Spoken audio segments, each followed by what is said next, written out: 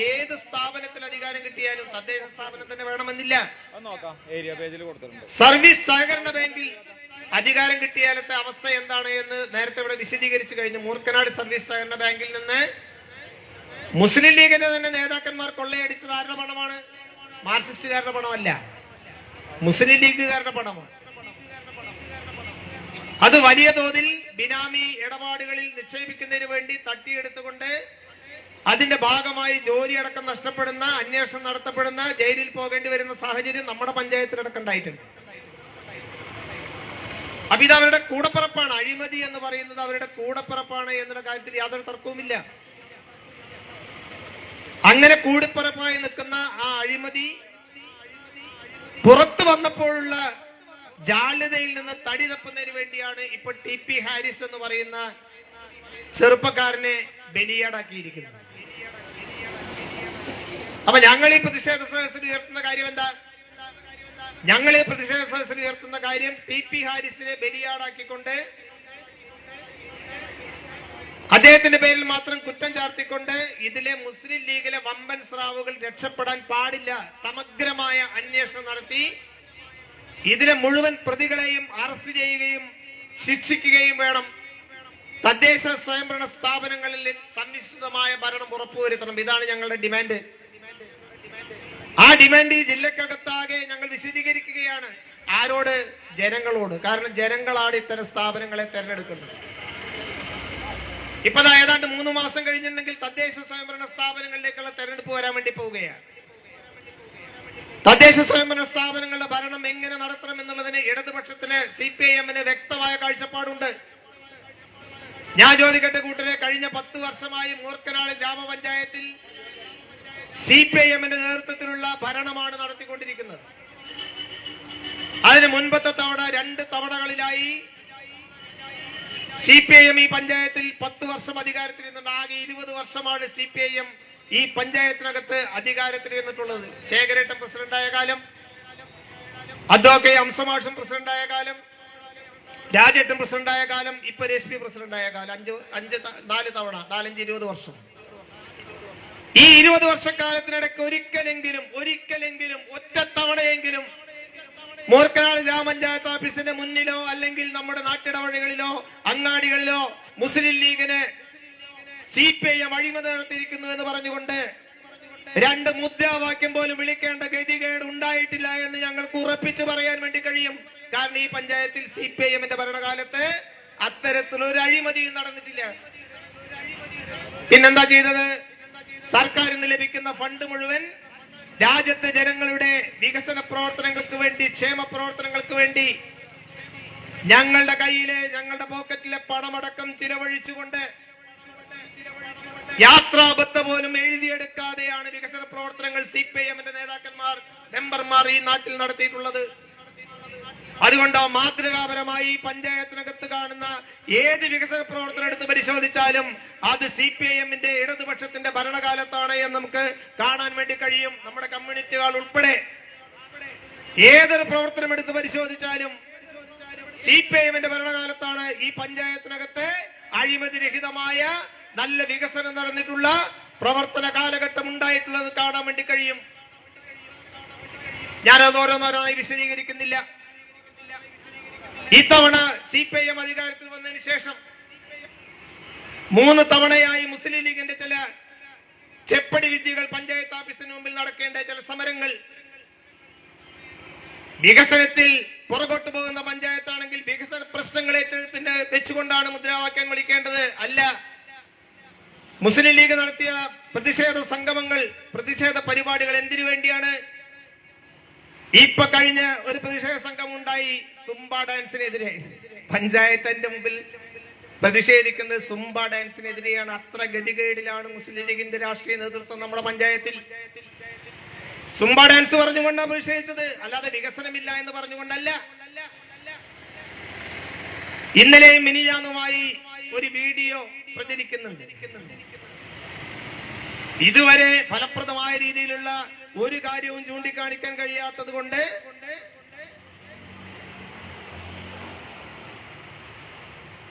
മുസ്ലിം league ഇപ്പോ ഒരു video, എന്താ വീഡിയോ? 8ാം വാർഡിൽ പഞ്ചായത്ത് പടിയിലുള്ള ഒരു അംഗനവാടി. ആ അംഗനവാടിയുടെ പ്രവൃത്തി തുടങ്ങിയിട്ടേ ഉള്ളൂ, പൂർത്തീകരിച്ചിട്ടില്ല. ആ അംഗനവാടിയുടെ മുകൾ ഭാഗത്ത് ഷീറ്റ് ഇടുന്ന പ്രവൃത്തി, ആ ഷീറ്റ് ഇടുന്ന പ്രവൃത്തി നടന്നുകൊണ്ടിരിക്കുന്നതിനിടയിൽ പോയി ഫോട്ടോ എടുത്തുകൊണ്ട് ഇതിൽ അത്ര ഫണ്ട് ഉപയോഗിച്ചിട്ടില്ല എന്ന് പറഞ്ഞുകൊണ്ടൊരു വീഡിയോ. ഇത്തരത്തിലുള്ള തട്ടിപ്പ് തരികിട സമരങ്ങളുമായിട്ടാണ് മുസ്ലിം ലീഗ് നമ്മുടെ പഞ്ചായത്തിൽ പോലും ഒരു മുദ്രാവാക്യവും കിട്ടാതെ അരയുന്നതെങ്കിൽ ഞങ്ങൾ ഉയർത്തുന്ന അങ്ങനത്തെ വിഷയങ്ങളല്ല. വളരെ ഗൗരവമേറിയ പ്രശ്നങ്ങളാണ് ഈ നാട്ടിൽ CPIM ജനങ്ങളുടെ മുമ്പാകെ ചർച്ചയ്ക്ക് വിധേയമാക്കുന്നത്. നടന്നിട്ടുള്ള അഴിമതി കോടികളുടെ അഴിമതിയാണ്.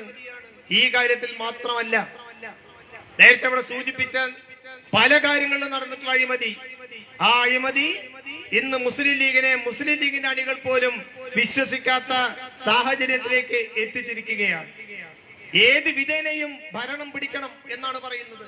ഏത് വിധേനയും ഭരണം പിടിക്കണം എന്തിനു വേണ്ടിയാ? ജനങ്ങളെ സഹായിക്കാനാണോ? അല്ല, ജനങ്ങളെ സഹായിക്കാനല്ല എന്നതിന്റെ തെളിവുകളാണ് നേരത്തെ ഇവിടെ വിശദീകരിക്കപ്പെട്ടത്. നവാസ് സംസാരിക്കാൻ പോകുന്നത്, ജംഷീദ് അലി സംസാരിക്കാൻ പോകുന്നത്. ഇപ്പൊ ഞാൻ നീട്ടി സംസാരിക്കുന്നില്ല. ഇവിടെ വരാനിരിക്കുന്ന തദ്ദേശ സ്വയംഭരണ തെരഞ്ഞെടുപ്പ്, വരാനിരിക്കുന്ന നിയമസഭാ തെരഞ്ഞെടുപ്പ്, ഇത് രണ്ടും കേരളത്തെ സംബന്ധിച്ച് അതീവ സുപ്രധാനമായ രണ്ട് തെരഞ്ഞെടുപ്പുകളാണ്. തെരഞ്ഞെടുപ്പുകൾ എന്ന് പറഞ്ഞാൽ, ഒരു അധികാര കേന്ദ്രം എന്ന് പറഞ്ഞാൽ അത് ഇന്ന് വെറും വികസന പ്രവർത്തനങ്ങൾ നടത്തുന്നതിന് വേണ്ടി മാത്രമുള്ളതല്ല. നമുക്കറിയാം, ഇന്ത്യ രാജ്യത്ത് RSSും BJPയും നടത്തിക്കൊണ്ടിരിക്കുന്ന ഈ തേരോട്ടത്തിനെ ഒന്ന് തടുത്തു നിർത്താൻ, ഉറച്ച ശബ്ദത്തോടുകൂടി ഒരു വർത്തമാനം പറയാൻ, ഒരു മുഖ്യമന്ത്രി എന്ന നിലയ്ക്ക് പ്രതികരിക്കാൻ പിണറായി വിജയൻ മാത്രമാണ് ഈ രാജ്യത്തുള്ളത്. അത് നമ്മൾ കണ്ടു. പൗരത്വ ഭേദഗതി ബില്ല് വന്ന സമയത്ത് കണ്ടില്ലേ നമ്മള്? അത് ഈ നാട്ടിൽ നടപ്പിലാക്കില്ല എന്ന് പറഞ്ഞ, ഉറച്ച ശബ്ദത്തോടുകൂടി പറഞ്ഞ ഒരേ ഒരു മുഖ്യമന്ത്രി മാത്രമാണുള്ളത്. അതിന്റെ പേരിലാണ് പിണറായി വിജയന്റെ തലയ്ക്ക് 1 കോടി രൂപ ഇനാം പ്രഖ്യാപിച്ചുകൊണ്ട് RSSന്റെ കാര്യാലയത്തിൽ നിന്ന് നോട്ടീസ് പുറത്തിറങ്ങിയത്. അങ്ങനെ പ്രതികരിക്കാൻ കഴിയുന്ന രാഷ്ട്രീയ നേതൃത്വം ഉണ്ടായേ പറ്റൂ. VD സതീശനും ഇന്ന് നമ്മൾ കാണുന്ന KPCC നേതാക്കന്മാർക്കും രാഹുൽ മാങ്കൂട്ടത്തിനും അങ്ങനെ പറയാനുള്ള കഴിവുണ്ടോ? ഇല്ല.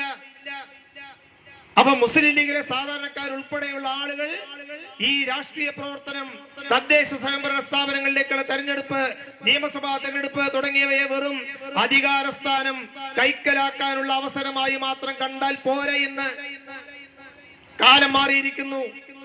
രാഷ്ട്രീയത്തെ രാഷ്ട്രീയമായി തന്നെ പ്രചരിപ്പിക്കാനും നേരിടാനും പ്രവർത്തിക്കാനും കഴിയുന്ന രൂപത്തിലേക്ക് മാറ്റിയെടുക്കേണ്ടതുണ്ട്.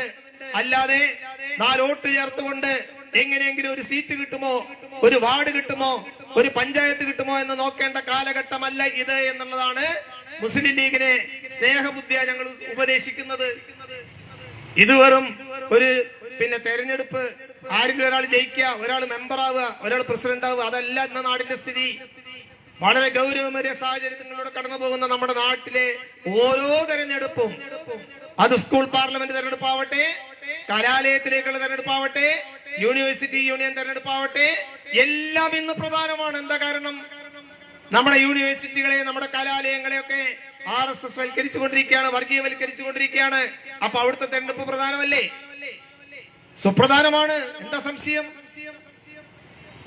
നാട്ടിൽ ഒരു കാലത്തും ജയിക്കില്ല എന്ന് കരുതുന്ന BJP തൃശൂർ പാർലമെന്റ് സീറ്റ് എങ്ങനെയാണ് കൈയടക്കിയത് എന്ന് നമ്മൾ കഴിഞ്ഞ ദിവസം കണ്ടു. കള്ള വോട്ട് ചേർത്തുകൊണ്ട്, ഇല്ലാത്ത ആളുകളെ കൊണ്ട് വോട്ട് ചെയ്യിച്ചുകൊണ്ട് 66,000-ഓളം വരുന്ന വോട്ടർമാരെ മറ്റ് ജില്ലകളിൽ നിന്ന് ആ മണ്ഡലത്തിൽ കൊണ്ടുവന്ന് വോട്ടർ പട്ടികയിൽ ചേർത്തുകൊണ്ട് അങ്ങനെയാണ് അവിടെ സീറ്റ് കൈയടക്കിയത്. നാളെ നിങ്ങളും ഞാനും ഒക്കെ വോട്ട് ചെയ്യാൻ പോകുന്ന സമയത്ത് നമ്മളാരും ചിലപ്പോൾ വോട്ടർ പട്ടികയിൽ ഉണ്ടായിക്കൊള്ളണമെന്നില്ല. എന്താ കാരണം? വോട്ടർ പട്ടിക തയ്യാറാക്കുന്ന തെരഞ്ഞെടുപ്പ് കമ്മീഷനെ പോലും നിയന്ത്രിക്കുന്നത് RSS ആണ്, BJP ആണ് എന്നിടത്തേക്ക് കാര്യങ്ങൾ വന്നിരിക്കുകയാണ്. അപ്പൊ അതിനെ വെറും തെരഞ്ഞെടുപ്പായി, ഒരു മെമ്പറായി, അല്ലെങ്കിൽ ഒരു പഞ്ചായത്ത് പ്രസിഡന്റായി മാറാനുള്ള കാര്യമായിട്ട് നമുക്ക് കാണാൻ വേണ്ടി കഴിയുമോ? കഴിയില്ല. ഞാനും നിങ്ങളും നാളെ മുതൽ വോട്ട് ചെയ്യാൻ പോകുന്ന ഏതൊരു തെരഞ്ഞെടുപ്പും ഈ രാജ്യത്തിന്റെ നിലനിൽപ്പുമായി ബന്ധപ്പെട്ടതാണ്, ഈ രാജ്യങ്ങളുടെ ജനങ്ങളുടെ ജീവിതവുമായി ബന്ധപ്പെട്ടതാണ്. സുപ്രധാനമാണ് ആ സാഹചര്യം എന്നുള്ളതാണ് നമ്മൾ ഓർക്കേണ്ടത്. അതുകൊണ്ട് മുസ്ലിം ലീഗും കോൺഗ്രസും ഇപ്പൊ ഏത് വിധേനയും കേരളത്തിലെ അതേപോലെ പഞ്ചായത്ത് കേന്ദ്രങ്ങളുടെ അധികാരം പിടിച്ചെടുക്കാൻ വേണ്ടി നടത്തുന്ന ഈ ഗിമ്മിക്ക് കളി സാധാരണക്കാർ വിശ്വസിക്കരുത് എന്നാണ് സൂചിപ്പിക്കാനുള്ളത്. ഇനി അഥവാ അധികാരം കിട്ടിയാൽ അവരിതാണ് ചെയ്യുന്നത്. അപ്പൊ ഈ സാഹചര്യം ബോധ്യപ്പെട്ടുകൊണ്ട് CPIM നടത്തുന്ന ഇത്തരത്തിലുള്ള പ്രചരണ പ്രക്ഷോഭ പരിപാടികളിൽ രാജ്യത്തെ ജനങ്ങൾ അതിന്റെ യഥാർത്ഥ രാഷ്ട്രീയം മനസ്സിലാക്കിക്കൊണ്ട് ഇടപെടാൻ തയ്യാറാവണമെന്ന് മാത്രം അഭ്യർത്ഥിച്ചുകൊണ്ട് ഈ പരിപാടി ഔപചാരികമായി ഉദ്ഘാടനം ചെയ്ത് സംസാരിക്കുന്നതിന് വേണ്ടി സഖാവ് അബ്ദുള്ള നവാസിനെ ക്ഷണിച്ചുകൊണ്ട് ഞാൻ എന്റെ വാക്കുകൾ അവസാനിപ്പിക്കുന്നു. അഭിവാദ്യങ്ങൾ.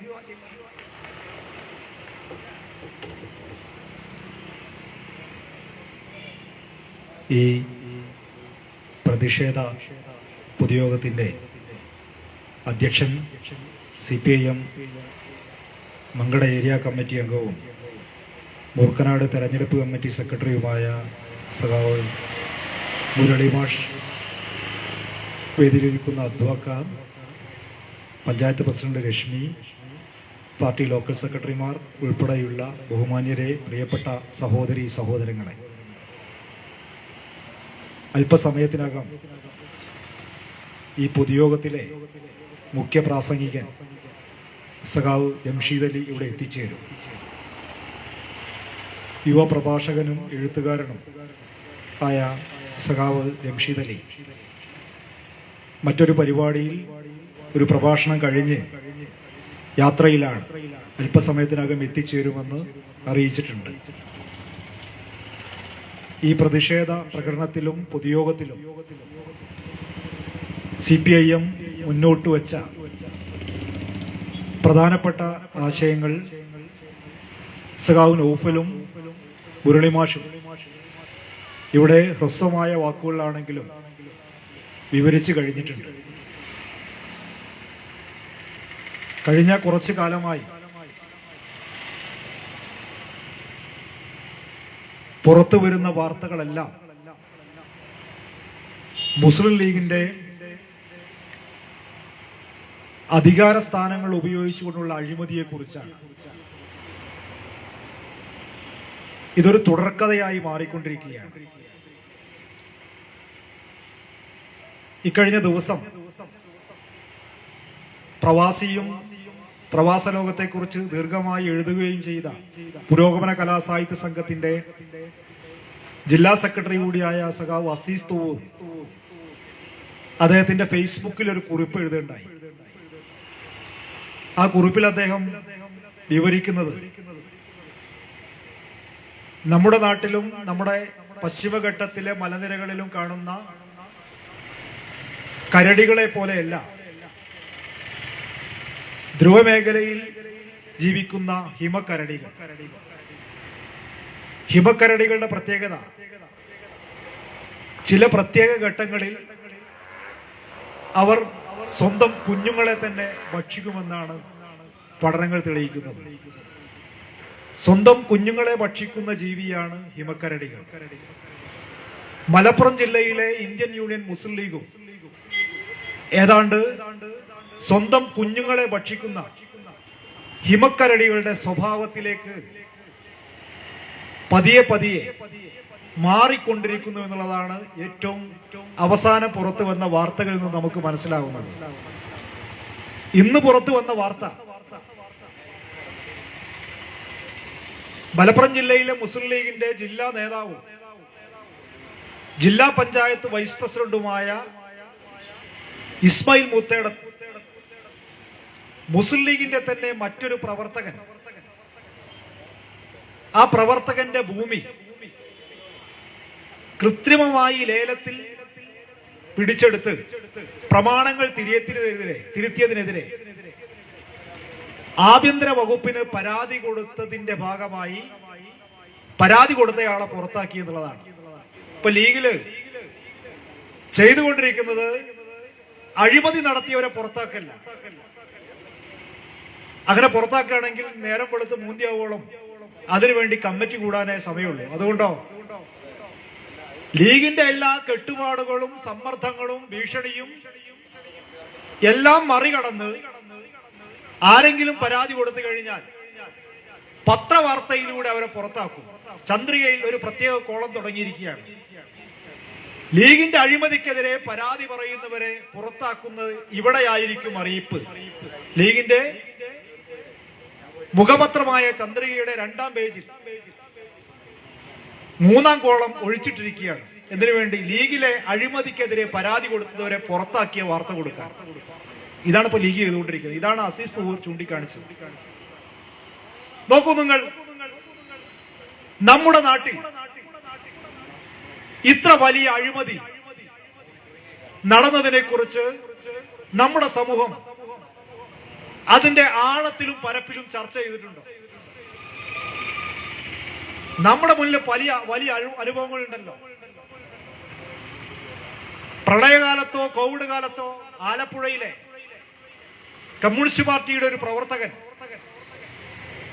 ക്യാമ്പിലേക്കുള്ള ദുരിതാശ്വാസ ക്യാമ്പിലേക്കുള്ള സാധന സാമഗ്രികൾ കൊണ്ടുവരുന്ന ഘട്ടത്തിൽ, പ്രളയകാലത്താണ്, 2019 പ്രളയകാലത്ത്, ഓമനക്കുട്ടൻ, ആ പേര് മറക്കൂല,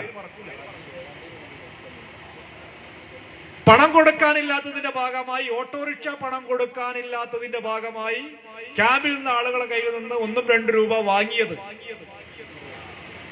ഒരാഴ്ചക്കാലത്തെ ഈ കേരളത്തിലെ ദൃശ്യപത്ര മാധ്യമങ്ങളുടെ ഏറ്റവും പ്രമുഖമായ വാർത്തയും അന്തിക്കാല ചർച്ചയും. മാധ്യമങ്ങളുടെ പക്ഷപാതിത്വം കൂടി മനസ്സിലാക്കാൻ കഴിയുന്ന തരത്തിലാണ് ഇപ്പോൾ അഴിമതികളെല്ലാം പുറത്തു വന്നുകൊണ്ടിരിക്കുന്നത്. മലപ്പുറം ജില്ലാ പഞ്ചായത്ത് കാലങ്ങളായി, രൂപീകരിച്ച കാലം മുതൽ ജില്ലാ പഞ്ചായത്തിൽ അധികാരത്തിലിരിക്കുന്നത് ഇന്ത്യൻ യൂണിയൻ മുസ്ലിം ലീഗാണ്. മൃഗീയമായ ഭൂരിപക്ഷമാണ്. ഇടതുപക്ഷത്തിന് 5-6 ആളുകളാണ് ആകെയുള്ളത്. ഈ അവസരമെല്ലാം ഉപയോഗപ്പെടുത്തിക്കൊണ്ട് എല്ലാ പദ്ധതികളെയും കമ്മീഷൻ പറ്റുന്നതിനും അഴിമതി നടത്തുന്നതിനും വലിയ തട്ടിപ്പ് നടത്തുന്നതിനും വേണ്ടിയുള്ള അവസരമായി എല്ലാവരും ചേർന്നുകൊണ്ട് തട്ടിപ്പ് നടത്തുകയാണ്. ജില്ലാ പഞ്ചായത്തിന് സ്വതന്ത്രമായ ഒരു എഞ്ചിനീയറിംഗ് വിങ് ഉണ്ട്. ആ വിങ് ഉണ്ടായിരിക്കെ ആ എഞ്ചിനീയറിംഗ് വിഭാഗത്തിന് ചെയ്യാൻ കഴിയാത്ത പദ്ധതികളാണ് അക്രഡിറ്റഡ് ഏജൻസികൾക്കൊക്കെ കൊടുക്കാറുള്ളത്, മറ്റ് ജില്ലാ പഞ്ചായത്തുകളും എല്ലാ ഭരണസമിതികളും. എന്നാലോ മലപ്പുറം ജില്ലാ പഞ്ചായത്ത് ഇക്കഴിഞ്ഞ 2024 ഓഡിറ്റ് റിപ്പോർട്ടിൽ പുറത്തു വന്നത്, ജില്ലാ പഞ്ചായത്തിന്റെ കെട്ടിടത്തിന്റെ നവീകരണ പ്രവർത്തനം പോലും ജില്ലാ പഞ്ചായത്തിന് സുശക്തമായ ഒരു എഞ്ചിനീയറിംഗ് വിങ് ഉണ്ടായിട്ട് പുറത്തുള്ള ഏജൻസി ഏൽപ്പിച്ചിരിക്കുകയാണ്. നാട്ടിലെ റോഡും ജില്ലാ പഞ്ചായത്ത് എടുക്കുന്ന മുഴുവൻ റോഡുകളും നിർമ്മാണ പ്രവർത്തനങ്ങളും എല്ലാം ഈ ഏജൻസി ഏൽപ്പിക്കുക. എന്തിനു വേണ്ടി? ആ ഏജൻസികളുടെ മറവിൽ കോടികൾ തട്ടാൻ കഴിയും. നിയമവിധേയമായി തന്നെ കമ്മീഷൻ അടിച്ചു മാറ്റാൻ കഴിയും. അങ്ങനെ കമ്മീഷൻ അടിച്ചു മാറ്റി കഴിഞ്ഞാലോ മൂർക്കനാട് പഞ്ചായത്ത് ഉൾപ്പെടെ ഇടതുപക്ഷത്തിന് സ്വാധീനമുള്ള പ്രദേശങ്ങളിൽ തദ്ദേശ സ്വയംഭരണ സ്ഥാപനങ്ങളിലെ തെരഞ്ഞെടുപ്പ് വരുന്ന സമയത്ത് രാഷ്ട്രീയം പറഞ്ഞുകൊണ്ട് ഇടതുപക്ഷത്തെ തോൽപ്പിക്കാൻ കഴിയില്ല. അപ്പോഴോ 5 ലക്ഷം 10 ലക്ഷം ഒക്കെ ഇറക്കുക ഈ മഹാന്മാർ.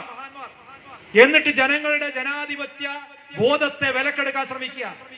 പാവപ്പെട്ട വോട്ടർമാരെ, തൊഴിലാളികളെ അന്നന്നത്തെ വരുമാനത്തിന് വേണ്ടി, ജീവിതത്തിന് വേണ്ടി നാടൻ പണിയെടുത്ത് ജീവിക്കുന്നവരുടെ മുന്നിൽ പ്രലോഭനങ്ങൾ കൊണ്ടുവരിക. ഇവരുടെയൊന്നും പോക്കറ്റിൽ നിന്നോ തറവാട്ടിൽ നിന്നോ എടുക്കുന്ന പൈസയല്ല ഇതൊന്നും.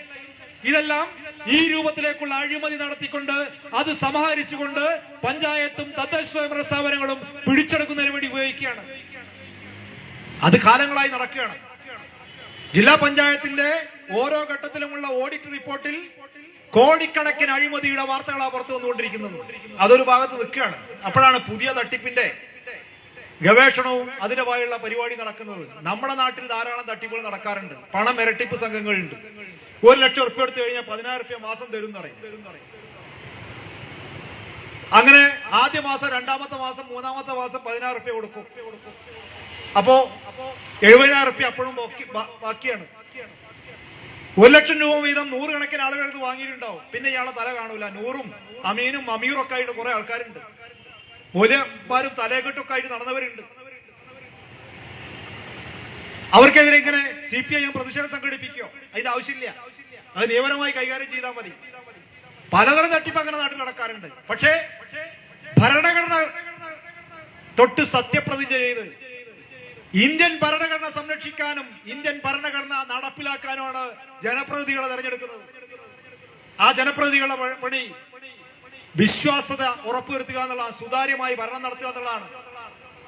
അത് നടത്തുന്നതിന് പകരം ജില്ലാ പഞ്ചായത്തിന്റെ പദ്ധതികൾ നടപ്പിലാക്കാനെന്ന വ്യാജേന കൃത്രിമമായ സംഘങ്ങൾ തട്ടിക്കൂട്ടി ആ സംഘങ്ങളിലേക്ക് പണം നിക്ഷേപിച്ചു കഴിഞ്ഞാൽ 1 ലക്ഷം രൂപ നൽകി കഴിഞ്ഞാൽ 3 മാസം കൊണ്ട് 30,000 രൂപ തിരിച്ചു തരാം. അതാണ് തട്ടിപ്പ്. ആ തട്ടിപ്പ് ഒരാൾ മാത്രം നടത്തിയതല്ല. TP ഹാരിസ് എന്ന് പറയുന്ന മക്കരാപറമ്പിൽ നിന്നുള്ള ജില്ലാ പഞ്ചായത്ത് മെമ്പറുടെ മാത്രം ഉത്തരവാദിത്തം നടന്നതല്ലത്. എത്ര തട്ടിയത്? 25 കോടി 26 കോടി എന്നുള്ളത് ഇപ്പൊ ഔദ്യോഗിക കണക്ക് പ്രകാരമുണ്ട്. 25 കോടി 26 കോടി എന്ന് പറഞ്ഞുകൊണ്ട് പരാതിയും കേസും വന്ന സമയത്താണ് ജില്ലാ പഞ്ചായത്ത് അംഗമായ മറ്റൊരാൾ നമ്മുടെ ജില്ലാ പഞ്ചായത്ത് അംഗങ്ങളെ വിളിക്കുന്നത്. അത്രല്ല കേട്ടോ, ഒരു 10 കോടി കൂടിയുണ്ട്, 36 കോടിയുണ്ട്. അതുകൂടി ഇങ്ങോട്ട് പറയണം. കോടിക്കൊന്നൊരു വിലയില്ല. ആരുടെ പണ തട്ടിച്ചത്? ഈ മക്കരാപറമ്പിലും കൂട്ടിലങ്ങാടിയിലും പെരിന്തൽമണ്ണയിലും തിരൂർക്കാടും ഉൾപ്പെടെയുള്ള ജീവിതകാലം മുഴുവൻ, പിറന്ന നാൾ മുതൽ മരിക്കുന്നത് വരെ ഇന്ത്യൻ യൂണിയൻ മുസ്ലിം ലീഗിന്റെ ഭാഗമായി നിൽക്കുകയും അവർക്ക് വേണ്ടി പ്രവർത്തിക്കുകയും അവർക്ക് വേണ്ടി ഫണ്ട് ചെലവഴിക്കുകയും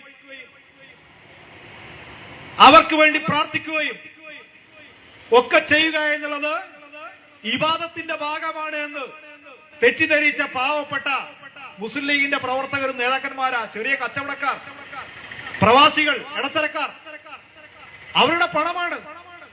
ആദ്യഘട്ടത്തിൽ ഈ പറയുന്ന സംഘം, ഈ കൊള്ള സംഘം ആദ്യഘട്ടത്തിൽ പണമൊക്കെ കൊടുത്തു. 30,000 കൊടുത്തു, 60,000 കൊടുത്തു. അപ്പൊ കുഴപ്പമില്ല. 1 ലക്ഷം കൊടുത്തവൻ 2 ലക്ഷം ഇട്ടു, 2 ലക്ഷം കൊടുത്തവന് 10 ലക്ഷം കൊടുത്തു. 10 ലക്ഷം ഉള്ളവന് ബാങ്കിൽ നിന്ന് ലോൺ എടുത്ത് കോടി കൊടുത്തു. 1 കോടി കൊടുത്തവൻ 2 കോടി കൊടുത്തു. 5ഉം 6ഉം 8ഉം കോടി രൂപ വിശ്വാസപൂർവ്വം മറ്റൊരു രേഖയും ഇല്ലാതെ, മറ്റൊരു എഗ്രിമെന്റും ഇല്ലാതെ പണമായി കൊടുത്തിരിക്കുകയാണ്. ആ പണത്തിന് തലയും വാലും ഇല്ല. നിക്കക്കള്ളില്ലാതെ ഈ പറയുന്ന ആളുകൾ മുസ്ലിം ലീഗിന്റെ നേതാക്കന്മാരെ സമീപിച്ചു.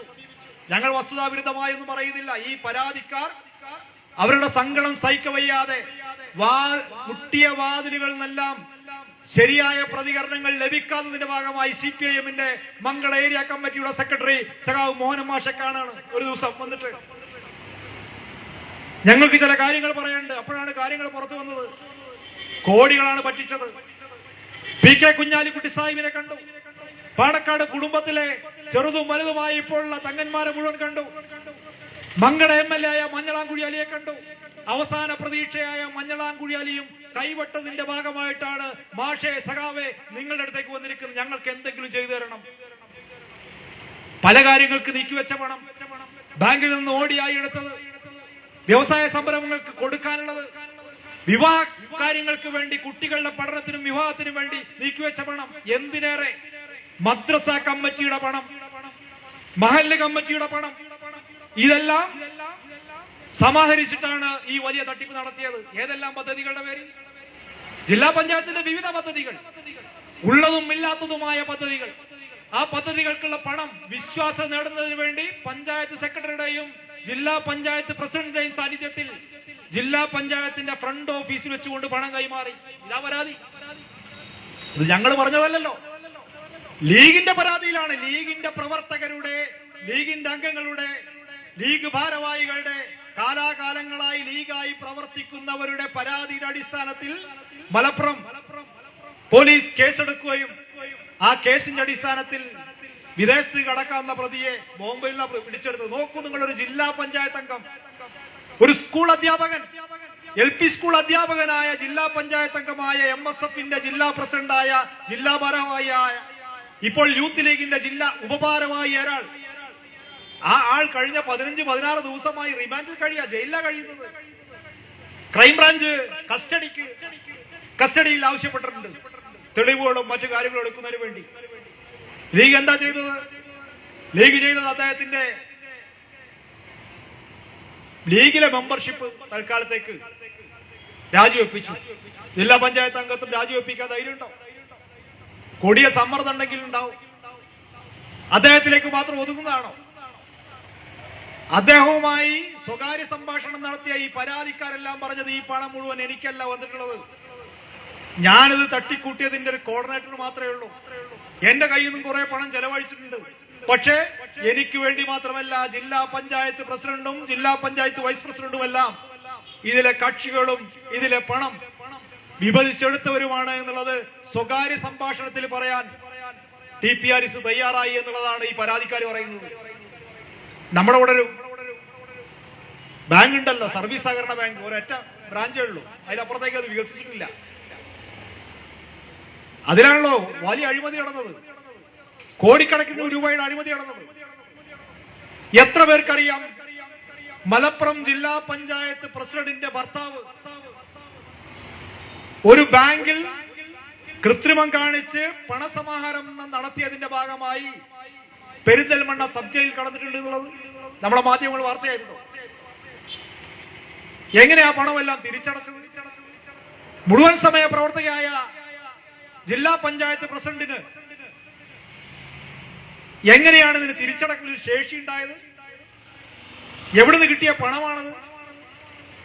ശരിയായ അന്വേഷണം നടത്തി കഴിഞ്ഞാൽ ഇപ്പോൾ നടന്ന തട്ടിപ്പുകൾ ഈ പറയുന്ന ജില്ലാ പഞ്ചായത്ത് പ്രസിഡന്റിലേക്കും മൂത്തടത്തുനിന്നുകൊണ്ടുള്ള വൈസ് പ്രസിഡന്റ് ഇസ്മായിൽ മൂത്തടത്തിലേക്കും എത്തുന്നത് കാര്യം ഉറപ്പാണ്. സംസ്ഥാന സഹകരണ ബാങ്ക്, കേരള ബാങ്കിൽ നിന്ന് കോടികൾ തട്ടിയെടുത്തതിന്റെ തിരിച്ചടക്കാത്തതുമായി ബന്ധപ്പെട്ട വിജിലൻസ് കേസിൽ പ്രതിയാണ്, അന്വേഷണം നടക്കുകയാണ്. എടക്കര സർവീസ് സഹകരണ ബാങ്കുമായി ബന്ധപ്പെട്ട അഴിമതി കേസിൽ അന്വേഷണം നടക്കുകയാണ്. അങ്ങനെ നാടായ നാട് മുഴുവൻ തട്ടിപ്പ് നടത്തിയതിലെ പ്രതിയാണ് ജില്ലാ പഞ്ചായത്ത് വൈസ് പ്രസിഡന്റ്. ജില്ലാ പഞ്ചായത്ത് വൈസ് പ്രസിഡന്റിനെതിരെ നാട്ടുകാർ മുഴുവൻ, ലീഗുകാർ മുഴുവൻ പരാതി കൊടുത്തുകൊണ്ടിരിക്കുകയാണ്. പക്ഷെ ഒരു ഗുണമുണ്ട്, മുസ്ലിം ലീഗ് ആയി കഴിഞ്ഞാൽ വെള്ള ഷർട്ടും വെള്ള കുപ്പായൊക്കെ ഇട്ട് നല്ല വൃത്തിയായി നടന്ന് വിശ്വാസം കൂട്ടാൻ ഉള്ളതും ഇല്ലാത്തതും കുറച്ചുകൂടി കറപ്പിച്ചതുമായുള്ള ഒരു നിസ്കാരത്താഴ്മ ഉണ്ടായി കഴിഞ്ഞാൽ പാവപ്പെട്ട മുസ്ലിം ലീഗുകാരുടെ ഇടയിൽ നല്ല വിശ്വാസം ഉണ്ടാവും. അതാണ് സൗകര്യം. ഇത് ഇവരെ ഒന്നോ രണ്ടോ ആളുകൾ ഒതുങ്ങല്ല, അഴിമതിയുടെ കഥകളെ തുടർ പരമ്പരയല്ലേ ഉണ്ടായിട്ടുള്ളത്. മജീദ് റഹ്മാൻ കുഞ്ഞിപ്പ നേരത്തെയുള്ള ഭാഷാ സമരത്തിനെതിരെയുള്ള സമരത്തിൽ വെടിയേറ്റ് മരിച്ചവരുടെ അവരുടെ സ്മാരകം പണിയാനുള്ള പണം പോലും തട്ടിയെടുത്തവരാ, കണക്ക് വെക്കാൻ കഴിയാത്തവരാ. കാസർഗോഡ് നിന്നുള്ള MLA ഉണ്ടായിരുന്നല്ലോ, കമറുച്ച എന്ന് കാസർഗോഡ് വിളിച്ചിരുന്നേ. സ്വർണ്ണക്കടത്ത് നടത്തി, സ്വർണ്ണക്കട തുടങ്ങുന്നതിന് വേണ്ടി നാട്ടുകാരെ മുഴുവൻ ഷെയർ പിടിച്ചു. 160 കോടിയാണ് പിരിച്ചത്. ആറ്റക്കോയ തങ്ങൾ എന്നൊരു തങ്ങളെയും കൂട്ടിച്ചേർത്തു വിശ്വാസത്തിന് വേണ്ടി. ജ്വല്ലറിയും തുടങ്ങിയില്ല, ആളുകളുടെ പണം മുഴുവൻ കോടിക്കണക്കിന് രൂപ പോയി. കമറുദ്ദീൻ എന്ന് പറയുന്ന ലീഗിന്റെ MLA ജയിലുമായി. അവിടെ ഒതുങ്ങിയ ഏതെല്ലാം വാർത്തകളാണ് വന്നുകൊണ്ടിരിക്കുന്നത്? സ്വർണ്ണക്കള്ളക്കടത്തിന്റെ പരമ്പരകൾ ആരുമായി? എല്ലാ പരമ്പരകളും ലീഗുമായി കണ്ണിയെറുന്നിക്കല്ലേ. മലപ്പുറം ജില്ലാ പഞ്ചായത്തിന്റെ മറ്റൊരു അംഗമുണ്ട്, ഫൈസൽ ഇടശ്ശേരി. ഇടശ്ശേരിയുടെ പേരാണ്, നമുക്ക് ഒരൊറ്റ ഇടശ്ശേരി അറിയുള്ളൂ, അത് കവിയാണ്. ഫൈസൽ ഇടശ്ശേരി എന്ന് പറയുന്ന ആ തിരുനാവായിൽ നിന്നുള്ള ജില്ലാ പഞ്ചായത്ത് അംഗമുണ്ട്. ഇവരൊക്കെ ഇടക്കിടക്ക് വിദേശത്ത് പോയി വരുന്ന സമയത്ത് ലക്ഷക്കണക്കിന് കോടി രൂപയുടെ സ്വർണവുമായിട്ടാണ് വന്നത്. കരിപ്പൂർ എയർപോർട്ടിൽ നിന്ന് പിടിച്ചു. സ്വർണ്ണക്കേസിൽ പ്രതിയാണ്, കള്ളക്കടത്ത് കേസിൽ പ്രതിയാണ്. ലീഗിലൊരു പ്രത്യേകത, അഴിമതിയുടെ ഗ്രാവിറ്റിയും ഗ്രേഡും അനുസരിച്ച് പ്രൊമോഷൻ കിട്ടുന്നുള്ളതാണ്. അങ്ങനെ ഒരു സൗകര്യമുണ്ട്. ഞാൻ വെറുതെ പറയല്ല. ഫൈസൽ ഇടശ്ശേരിക്കെതിരെയുള്ള ഈ കേസ് വന്നതിന് ശേഷം യൂത്ത് ലീഗിന്റെ ജില്ലാ സെക്രട്ടറിമാരൊരാളായി ആര് മാറി? ഫൈസൽ ഇടശ്ശേരി മാറി. 4-5 വർഷങ്ങൾക്ക് മുമ്പാണ് നിലമ്പൂരിലെ യൂത്ത് ലീഗിന്റെ മണ്ഡലം ഭാരവാഹി ഒരു അബ്ദുൽ കരീം കോയമ്പത്തൂർ എയർപോർട്ടിൽ നിന്നാണ് പിടിച്ചത്. സ്വർണം കൊണ്ടുവരാൻ എടുക്കലാണ്. കണക്കിൽപ്പെടാതെ സ്വർണം കൊണ്ടുവന്ന് പിടിച്ചു. ജയിലിലായി, റിമാൻഡിലായി, വലിയ കേസും കോലാഹലമായി. റിമാൻഡൊക്കെ കഴിഞ്ഞു വന്ന സമയത്ത് വലിയ സ്വീകരണം. യൂത്ത് ലീഗിന്റെ അടുത്ത സമ്മേളനം വന്നപ്പോഴത്തേക്ക് ഇടക്കാലത്ത് വെച്ച് തന്നെ യൂത്ത് ലീഗിന്റെ ജില്ലാ സെക്രട്ടറിമാരുകളായി മാറി. ഇങ്ങനെയാണ് പ്രവർത്തനം. തുടർച്ചയായ അഴിമതിയുടെ കഥ. കാസർഗോഡ് തന്നെ ഈ അടുത്ത കാലത്ത് വന്ന കാര്യം എന്താ? ഹൈദരാബാദിൽ നിന്നോ മഹാരാഷ്ട്രയിൽ നിന്നോ കിൻഡൽ കണക്കിന് കഞ്ചാവുമായി വരിക ആരാ? ഇന്ത്യൻ യൂണിയൻ മുസ്ലിം ലീഗിന്റെ മണ്ഡലം ഭാരവാഹി, വൈസ് പ്രസിഡന്റ്. ഈ മംഗള മണ്ഡലത്തിന്റെ കമ്മ്യൂണിസ്റ്റ് പാർട്ടിയുമായി ബന്ധപ്പെട്ട ഒരു ബ്രാഞ്ച് സെക്രട്ടറിയുടെ ഒരു പാർട്ടി അംഗത്തിന്റെ പേരിൽ അങ്ങനെ ഒരു കേസ് ഉണ്ടെങ്കിൽ എത്ര ദിവസം ചർച്ച ചെയ്യും? നമ്മൾ കണ്ടതല്ലേ. പിടിച്ചു. അത് മാത്രമല്ല ഉണ്ടായത്, അത് മോദിയോ. ഇപ്പൊ വയനാട് ദുരന്തവുമായി ബന്ധപ്പെട്ട് ഇവിടെ സൂചിപ്പിച്ചു, ദുരന്തത്തെ പോലും വിറ്റ് കാശാക്കുന്നത്, എങ്ങനെ പണം സമാഹരിക്കാമെന്ന് ഗവേഷണം നടത്തുന്നവർ.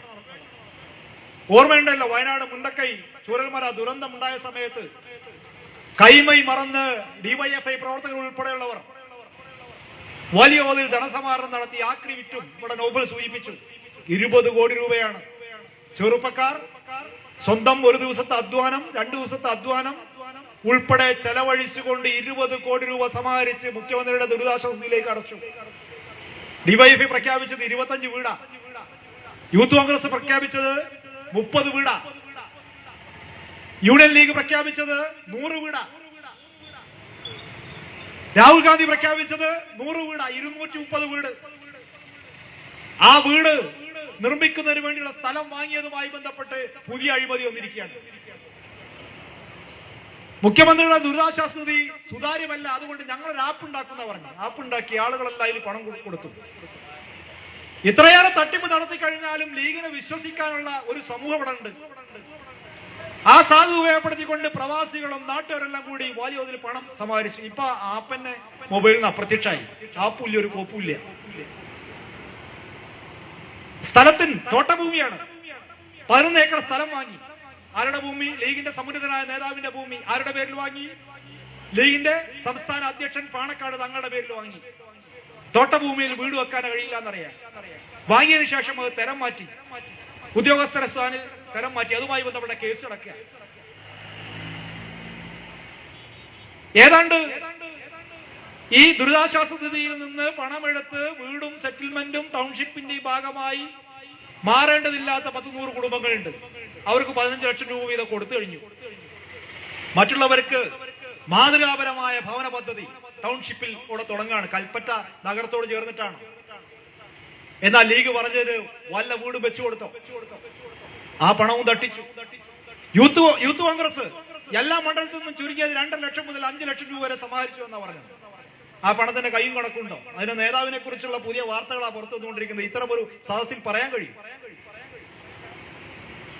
എല്ലാ തോന്നിവാസവും നടത്തുന്നവർ, അഴിമതി നടത്തുന്നവർ, പൂർണ്ണമായി ജനവിചാരം നടത്തുന്നവർ, ഇതിനെല്ലാം പ്രിയമുള്ളവരെ ഇവർ ഉപയോഗപ്പെടുത്തുന്നത് വിശ്വാസത്തിന്റെയും ധാർമ്മികതയുടെയും ഒരു ആവരണം ഇട്ടുകൊണ്ട് അതിന്റെ തണലിൽ സൗകര്യമായി എല്ലാ നീച പ്രവൃത്തിയും ചെയ്യാന്നുള്ളതാണ്. ഇസ്ലാമിന്റെ പേരിൽ, മുസൽമാന്റെ പേരിൽ വലിയ തട്ടിപ്പ് നടത്തുക എന്നുള്ളതാണ്. ലോക മുസ്ലിമിന്റെ അവരുടെ വിശ്വാസധാരണയെ ഏറ്റവും അടിസ്ഥാനം എന്ന് പറയുന്നത് മനുഷ്യർ തമ്മിലുള്ള പരസ്പര വിശ്വാസമാണ്. ആ വിശ്വാസത്തെയാണ് ഉപയോഗപ്പെടുത്തുന്നത്. മോഷണം മഹാപാപങ്ങളൊന്നായാണ് കാണുന്നത്. വിശ്വാസവഞ്ചന അതിലേറെ വലിയ പാപമായിട്ടാണ് കാണുന്നത് ഇസ്ലാം. എന്നാൽ തങ്ങളിലും മതത്തിലും ഒക്കെയുള്ള തങ്ങളുടെ നേതാക്കന്മാരിലും ഒക്കെ ഉള്ള വിശ്വാസത്തെ സമത്വമായി ഉപയോഗിക്കുകയാണ്. അത് ഉപയോഗിച്ചുകൊണ്ടാണ് ചെയ്യുന്നത്. മുമ്പ് ടി കെ ഹംസ പറഞ്ഞതുപോലെ നമ്മുടെ നാട്ടിൽ ഇസ്ലാമിക ശരീഅത്ത് നിയമമൊന്നും ഇല്ലാത്തത് മുസ്ലിം ലീഗരുടെ ഒക്കെ വലിയ ഭാഗ്യമാണ്. കട്ടവന്റെ കൈ മുറിക്കണം എന്നുള്ളതാണ് പറയുന്നത്. അങ്ങനെയാണെങ്കിൽ ഈ മലപ്പുറം ജില്ലയിലെ മുസ്ലിം ലീഗിന്റെ പല നേതാക്കന്മാരും ആ നിയമമാണ് നടപ്പിലാക്കുന്നതെങ്കിൽ കൈയില്ലാതെ നടക്കേണ്ടിയിരുന്നു.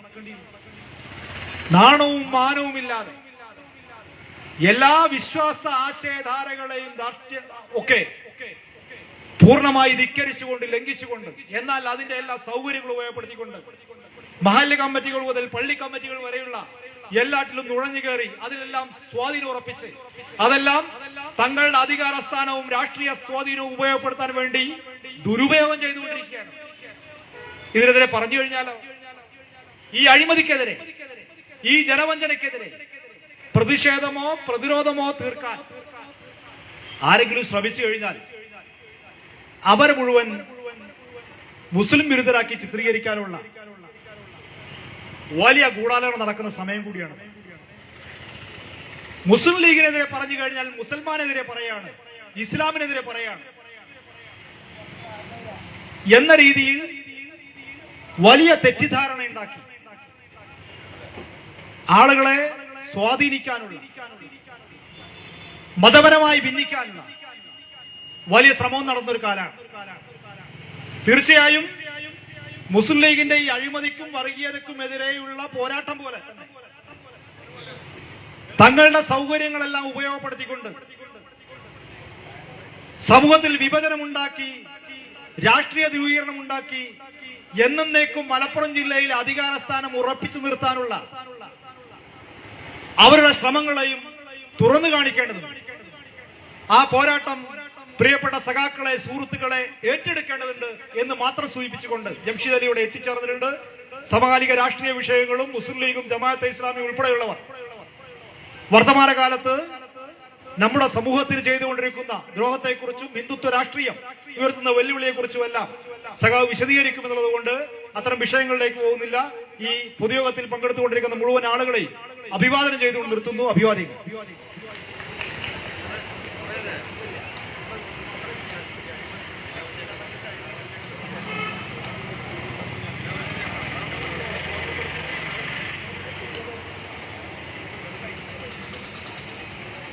സഖാക്കളെ, അടുത്തതായി നമ്മളേറെ പ്രതീക്ഷയോടെ താല്പര്യത്തോടെ കാത്തിരുന്ന സഖാവ് ജംഷീദ് അലി ഈ പൊതുയോഗത്തെ അഭിസംബോധന ചെയ്തുകൊണ്ട് സംസാരിക്കും. അതിനുവേണ്ടി അദ്ദേഹത്തെ ക്ഷണിക്കുന്നു.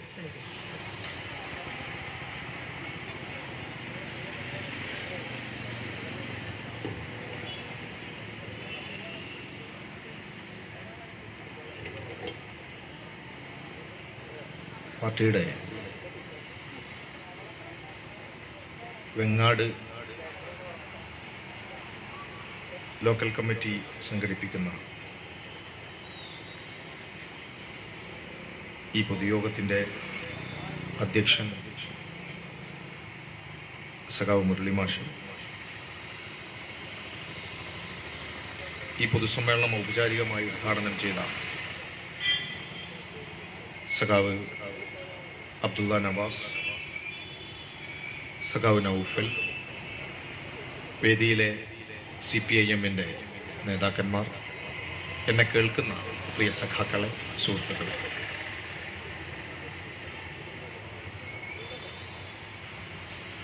മലപ്പുറം ജില്ലാ പഞ്ചായത്തിലെ മുസ്ലിം ലീഗ് നേതൃത്വത്തിന്റെ അഴിമതിയെക്കുറിച്ച് വിശദീകരിക്കാനാണ് CPIM ജില്ലയിലെ വിവിധ ലോക്കൽ കേന്ദ്രങ്ങളിൽ ഇതുപോലെയുള്ള പൊതുയോഗങ്ങൾ ഇപ്പോൾ സംഘടിപ്പിക്കുന്നു. മുസ്ലിം ലീഗ് എന്ന രാഷ്ട്രീയ പാർട്ടിക്ക് കഴിഞ്ഞ 9 വർഷമായി കേരളത്തിന്റെ സംസ്ഥാന ഭരണത്തിൽ ഏതെങ്കിലും തരത്തിലുള്ള ഒരു പങ്കാളിത്തം ഇല്ല എന്ന് നമുക്കെല്ലാവർക്കും അറിയാം.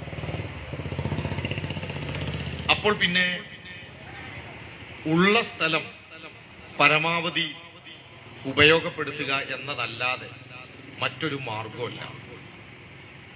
ഉള്ള സ്ഥലം വെച്ച് അഡ്ജസ്റ്റ് ചെയ്ത് എങ്ങനെയെങ്കിലുമൊക്കെ ജീവിച്ചു പോകാം എന്ന് തീരുമാനിക്കുന്നിടത്ത് ഈ പാർട്ടിക്കാരെല്ലാരും കൂടി വന്ന് സ്വീപ്പുണ്ടാക്കാൻ നോക്കുന്നത് അത്ര നല്ല കാര്യമല്ല എന്നാണ് ലീഗുകാരുടെ ഒരു അഭിപ്രായം. സംസ്ഥാനമൊക്കെ നിങ്ങളല്ലേ ഭരിക്കുന്നത്, ആകെ ബാക്കിയുള്ളത് ജില്ലാ പഞ്ചായത്താണ്, പിന്നെ കുറച്ച് പഞ്ചായത്തുകളും. അത് വെച്ച് വേണം ലീഗിന് എങ്ങനെയെങ്കിലുമൊക്കെ അഡ്ജസ്റ്റ് ചെയ്ത് ഇങ്ങനെ ജീവിച്ചു പോകാൻ. നല്ല രീതിയിൽ പോയിന് മനുഷ്യന്മാരല്ലേ, ആരാന്റെ മുതല് കട്ട് തിന്നിട്ടല്ലാതെ അവർക്കങ്ങനെ ജീവിച്ച് പരിചയമല്ല. മുസ്ലിം ലീഗാണോ അവർക്ക് നന്നായി കക്കാൻ അറിയാം. അതുകൊണ്ടാണ് നമ്മുടെ പാർട്ടിയുടെ അംസാക്ക, ടി കെ അംസാക്ക ലീഗിനെ വളരെ മനോഹരമായി 3 വാക്കുകളിൽ വിശദീകരിച്ചിട്ടുണ്ട്. മുസ്ലിം ലീഗ് എന്ന് പറയുന്ന പാർട്ടി അടിസ്ഥാനപരമായി 3 വാക്കിൽ ഒതുങ്ങുന്ന പാർട്ടിയാണ്. അത് ഞാൻ പറഞ്ഞതല്ല, അംസാക്ക പണ്ട് വിശദീകരിച്ചതാണ്. കക്കുക, മുക്കുക, നക്കുക. Nothing more, nothing less. കൂടുതലുമില്ല, കുറവുമില്ല. അവര് നന്നായി കക്കും, നന്നായി മുക്കും. ആ കട്ടതും മുക്കിയതും നന്നായി നക്കി തിന്നും. ആരെങ്കിലും ലീഗ് എന്തിനാ നിങ്ങൾ കട്ടത് എന്ന് ചോദിച്ചാൽ അപ്പോൾ അവർ പറയും, ഞങ്ങളുടെ സമുദായത്തിന് നേരെ വരുന്നു, ഇസ്ലാമിനെ തകർക്കാൻ ശ്രമിക്കുന്നു, പാണക്കാട് കൊടപ്പനക്കൽ തറവാട്ടിന്റെ മഹത്തായ പാരമ്പര്യത്തെ, അഹ്ലുബൈത്തിന്റെ മഹാജീവിതത്തെ ഇതാ ഇവിടെ കുറെ ആളുകൾ അപമാനിക്കാൻ ശ്രമിക്കുന്നു, അതുകൊണ്ട് സമുദായത്തെ തകർക്കാൻ ശ്രമിക്കുന്നു. ഇതാണ് ലീഗിന്റെ കയ്യിലെ ഏറ്റവും വലിയ ആയുധം. ലീഗ് അവരുടെ എല്ലാ നെറികേടുകളും ചരിത്രത്തിൽ ഇന്നോളം പ്രവർത്തിച്ചിട്ടുണ്ട്.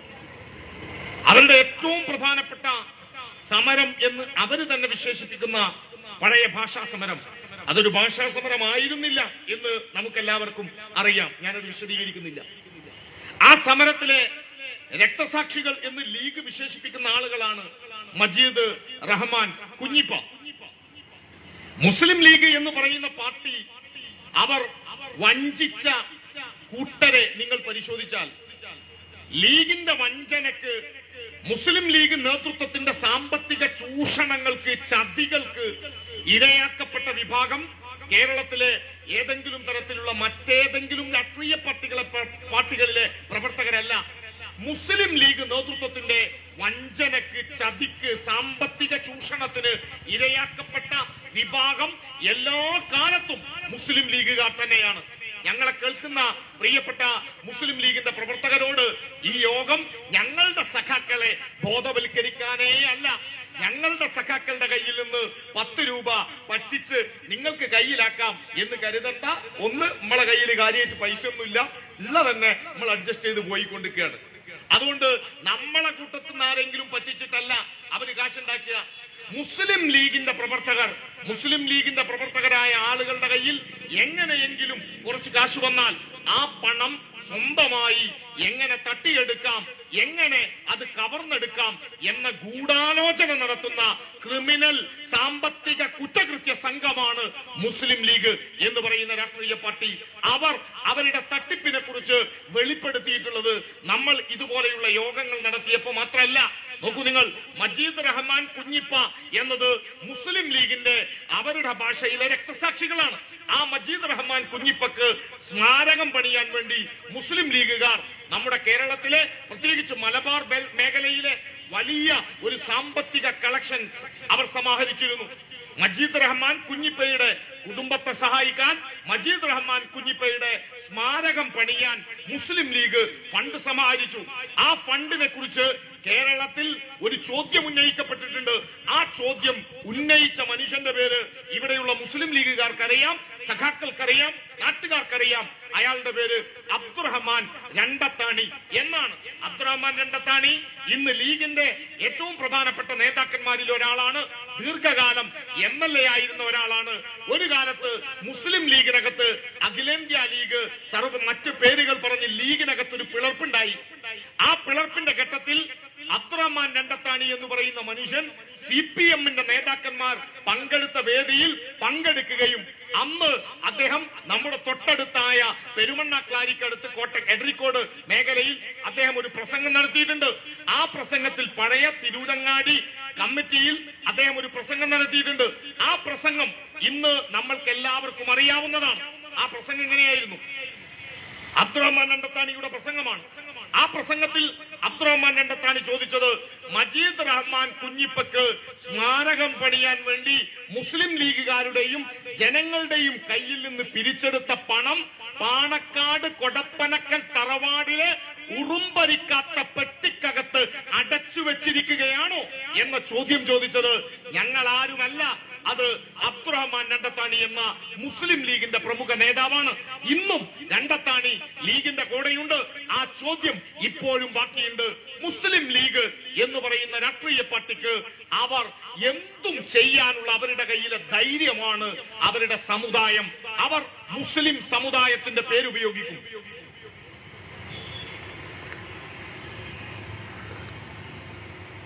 മുസ്ലിം സമുദായത്തിന്റെ പേരാണ് അവരുടെ കയ്യിലെ ഏറ്റവും വലിയ ആയുധം. അതുകൊണ്ടാണ് കേരളത്തിന്റെ മുഖ്യമന്ത്രി സഖാവ് പിണറായി വളരെ കൃത്യമായി പണ്ടേ സൂചിപ്പിച്ച ഒരു കാര്യമുണ്ട്. മുസ്ലിം സമുദായത്തിന് ജീവിക്കണമെങ്കിൽ മുസ്ലിം ലീഗിന്റെ ആവശ്യമില്ല. മുസ്ലിം സമുദായത്തിന് ജീവിക്കണമെങ്കിൽ മുസ്ലിം ലീഗിന്റെ ആവശ്യമില്ല. എന്നാൽ മുസ്ലിം ലീഗിന് മുന്നോട്ട് പോകണമെങ്കിൽ മുസ്ലിം സമുദായത്തിന്റെ പേര് വേണം. മുസ്ലിം ലീഗിനാണ് മുസ്ലിമിന്റെ പേരാവശ്യം. ഇവിടത്തെ സാധാരണ മുസ്ലിം ജീവിതത്തിനല്ല. അങ്ങനെയായിരുന്നുവെങ്കിൽ ഈ നാടിനകത്തെ സാധാരണ മനുഷ്യരെ മുസ്ലിം ലീഗുകാരൻ വഞ്ചിക്കാൻ പാടില്ലായിരുന്നു. നോക്കൂ നിങ്ങൾ, മുസ്ലിം സമുദായത്തിന്റെ വിശ്വാസ പ്രമാണങ്ങളിൽ ഏറ്റവും പ്രധാനപ്പെട്ട ഒന്ന് സാമ്പത്തികമായ അച്ചടക്കമാണ്, സത്യസന്ധതയാണ്. പ്രവാചകൻ മുഹമ്മദ് നബിയെ അൽ അമീൻ എന്നാണ് ആ കാലഘട്ടത്തിലെ മനുഷ്യർ വിശേഷിപ്പിച്ചത്. സത്യസന്ധനായ മനുഷ്യനെന്ന്, ഒരിക്കലും കളവ് പറയാത്തവർ. ആ സത്യസന്ധനായ പ്രവാചകൻ മുഹമ്മദ് നബിയുടെ പരമ്പരയിൽപ്പെട്ട ആളുകളാണ് നമ്മുടെ കേരളത്തിലെ കൊടപ്പനക്കൽ തറവാട്ടിലെ കുറെ ആളുകൾ എന്നാണ് ലീഗിന്റെ വാദം. ആ തങ്ങന്മാരെ ഉപയോഗിച്ചുകൊണ്ടാണ് ലീഗ് എല്ലാ തട്ടിപ്പിനെയും ന്യായീകരിക്കുന്നത്, എല്ലാ തട്ടിപ്പും നടത്തുന്നത്. മുസ്ലിം ലീഗിന്റെ ഏതെങ്കിലും പി ഹാരിസ് എന്ന് പറയുന്ന ഒരു ജില്ലാ പഞ്ചായത്ത് അംഗമായ യൂത്ത് ലീഗ് വൈസ് പ്രസിഡന്റ് ഒരു ദിവസം നമ്മുടെ നാട്ടിലെ ജനങ്ങളിൽ നിന്ന് 25 കോടി രൂപ പിരിച്ചെടുത്ത് ജനങ്ങളെ വഞ്ചിക്കാൻ തീരുമാനിച്ചത് എങ്ങനെയാണ്? ഇസ്മായിൽ മൂത്തേടം എന്ന് പറയുന്ന മുസ്ലിം ലീഗിന്റെ ജില്ലാ പഞ്ചായത്തിന്റെ വൈസ് പ്രസിഡന്റിന് ജനങ്ങളെ വഞ്ചിക്കാനും സാധാരണക്കാരന്റെ ഭൂമി കവർന്നെടുക്കാനുമുള്ള ധൈര്യം കിട്ടിയത് എങ്ങനെയാണ്? ജില്ലയുടെ പലതരം പഞ്ചായത്തുകളിൽ, പലതരം സഹകരണ ബാങ്കുകളിൽ മുസ്ലിം ലീഗുകാരൻ കോടിക്കണക്കിന് രൂപയുടെ തട്ടിപ്പ് നടത്താൻ അവർക്ക് ധൈര്യം ലഭിച്ചത്. ആ ധൈര്യം അവരെ ചോദ്യം ചെയ്യാൻ ഒരാളും ഉണ്ടാവില്ല എന്ന ധൈര്യമാണ്. ജനങ്ങൾ ചോദ്യം ചെയ്യില്ല എന്ന ധൈര്യമല്ല. പകരം അവരുടെ പാർട്ടിക്കുള്ളിൽ ചോദ്യം ചെയ്യൽ സാധ്യമാവില്ല. അഥവാ ആരെങ്കിലും ചോദ്യം ചെയ്താൽ ഓരോ മുസ്ലിം ലീഗുകാരനും അങ്ങോട്ട് ചോദിക്കാനുള്ള എത്രയോ കണക്കുകളുണ്ട്. അതുകൊണ്ട് ലീഗിനറിയാം, ലീഗിന് വേണ്ടി ഈ നാടിനകത്ത് പിരിവ് നടത്തി സാമ്പത്തിക തട്ടിപ്പ് നടത്തുന്ന ആളുകൾക്കറിയാം, അവരുടെ നേതാക്കന്മാരെല്ലാം ഈ ചക്കരക്കുടത്തിൽ കൈയിട്ടവരാണ്. നമ്മുടെ നാട്ടിലൊരു പഴയ ചൊല്ലുണ്ട്, ചക്കരക്കുടത്തിൽ കൈയിട്ട നക്കാത്തവൻ ആരാണ്?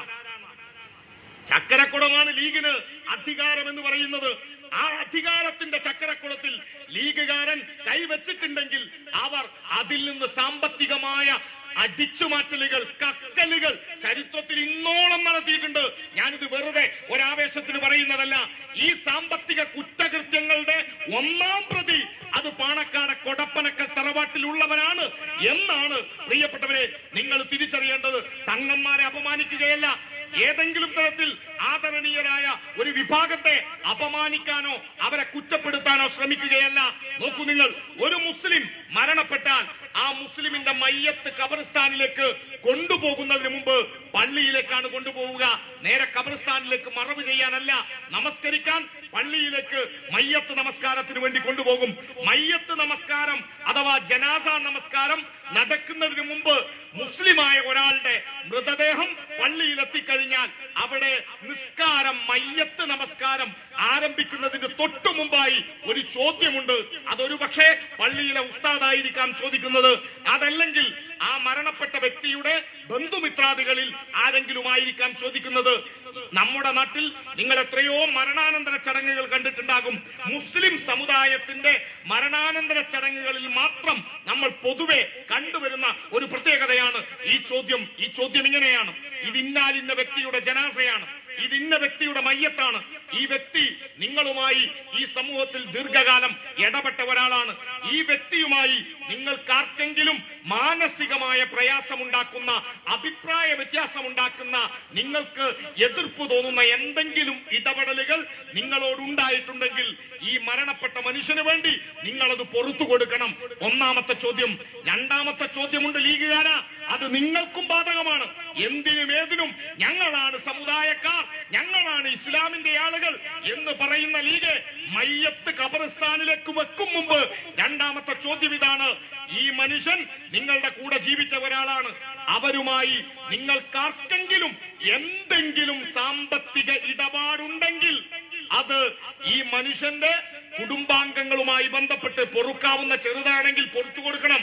അല്ല എങ്കിൽ ഈ മൃതദേഹം ഈ മയ്യത്ത് ഖബർസ്ഥാനിലേക്ക് വെക്കും മുമ്പ് നിങ്ങൾ ഇദ്ദേഹത്തിന്റെ കുടുംബങ്ങളുമായി പരിശോധിച്ച് ചർച്ച ചെയ്ത് ഇതാ ഈ ആളുടെ മകൻ ഈ ഉത്തരവാദിത്തം ഏറ്റിരിക്കുന്നു, ഇല്ലെങ്കിൽ മരണപ്പെട്ട ഇവരുടെ ഭർത്താവ് അല്ലെങ്കിൽ മരണപ്പെട്ട ഇവരുടെ പിതാവ് ഈ ഉത്തരവാദിത്തം ഏറ്റിരിക്കുന്നു, സഹോദരൻ ഏറ്റിരിക്കുന്നു, അവരുമായി നിങ്ങൾ ഈ സാമ്പത്തിക ഇടപാട് തീർക്കണം.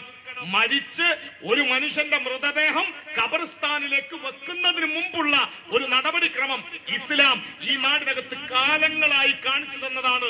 ഇത് ലീഗിന് ബാധകമാണ്, ഇത് ലീഗിന്റെ എല്ലാ നേതാക്കന്മാർക്കും ബാധകമാണ്. അങ്ങനെയെങ്കിൽ മുസ്ലിം ലീഗ് നിങ്ങൾ എങ്ങനെയാണ് സത്യസന്ധമായ നിങ്ങളുടെ വിശ്വാസം നിങ്ങൾ ഈ രാഷ്ട്രീയ ആവശ്യത്തിനു വേണ്ടി ഉപയോഗപ്പെടുത്തുന്നു? ഏതെങ്കിലും തരത്തിൽ ഈ നാടിനകത്തെ ഒരു മനുഷ്യരോട്, പ്രിയപ്പെട്ട ജനാധിപത്യ വിശ്വാസികളോട് CPIM പറയാനുള്ളത്, CPIM എന്ന ഞങ്ങളുടെ പാർട്ടിയുടെ, നമ്മുടെ പാർട്ടിയുടെ ഈ ചെമ്പതാക പിടിച്ചാൽ ആർക്കെങ്കിലും സ്വർഗം തരാം എന്ന് പറയാൻ പാർട്ടിയുടെ പോളിറ്റ് ബ്യൂറോക്ക് അധികാരമില്ല. നിങ്ങൾ ആരെങ്കിലും മരിച്ചു പോകുമ്പോ ഞങ്ങളുടെ പാർട്ടിയുടെ കൊടി പിടിച്ചാൽ, ഈ ചുവന്ന കൊടി പിടിച്ചാൽ സ്വർഗം കിട്ടും എന്ന് പറയാൻ CPM-നാവില്ല. കാരണം CPIM എന്ന പാർട്ടി നിങ്ങൾക്ക് മരണാനന്തരം എന്തെങ്കിലും തരാം എന്ന് പറയാവുന്ന പാർട്ടിയല്ല, പറയുന്ന പാർട്ടിയല്ല. അങ്ങനെ ആരെങ്കിലും പറയുന്നുണ്ടെങ്കിൽ ആ പറയുന്നതിന് മതപരമായ എന്തെങ്കിലും അടിത്തറയുണ്ടോ എന്ന് എന്നെ കേൾക്കുന്നവർ പരിശോധിക്കണം. കഴിഞ്ഞ ദിവസങ്ങളിൽ പാണക്കാട് കൊടപ്പനക്കൽ തറവാട്ടിലെ ഇപ്പോഴത്തെ മുസ്ലിം ലീഗിന്റെ സംസ്ഥാന അധ്യക്ഷനായ പാണക്കാട് സാദിഖ് അലി ശിഹാബ് തങ്ങൾ ഒരു പ്രസ്താവന നടത്തിയത് നിങ്ങളും ഞാനും സാമൂഹിക മാധ്യമങ്ങളിലൂടെ കണ്ടു. സാദിഖ് അലി ശിഹാബ് തങ്ങൾ അദ്ദേഹം ലീഗുകാരുടെ യോഗത്തിൽ ഒരു പ്രസംഗം നടത്തുകയാണ്. ആ യോഗം പറയാണ്, മുസ്ലിം ലീഗിന്റെ കൊടി പിടിച്ച് നിങ്ങൾ ലീഗിന്റെ കൂടെ പ്രവർത്തിച്ചാൽ നാളെ മരണാനന്തരം മഹ്ശറയിൽ നിങ്ങൾക്ക് ഹർഷിന്റെ തണല് ലഭിക്കും. എന്നെ കേൾക്കുന്ന പലർക്കും ഇത് മനസ്സിലാവുന്നുണ്ടാവില്ല. മരിച്ചുപോയാൽ എല്ലാവരെയും കൂടി ഒരുമിച്ച് ചേർക്കുന്ന അസംബ്ലി നടത്തുന്ന ഒരു സ്ഥലമാണ് മഹ്ശറ എന്ന് വിളിക്കപ്പെടുന്നത്. മരണാനന്തരം മനുഷ്യൻ ഒരുമിച്ച് കൂട്ടപ്പെടുന്ന സ്ഥലം. അവിടെ നമ്മുടെ തലക്ക് തൊട്ടു മുകളിൽ സൂര്യനുണ്ടാകും. ചുട്ടുപൊള്ളുന്ന ആ ദിവസങ്ങളിൽ നമുക്ക് തണല് കിട്ടാൻ കഴിയുന്ന ചില പ്രവർത്തനങ്ങളുണ്ട്. അതാർക്കാണ് എന്ന് മുൻകൂട്ടി പറഞ്ഞിട്ടുണ്ട്.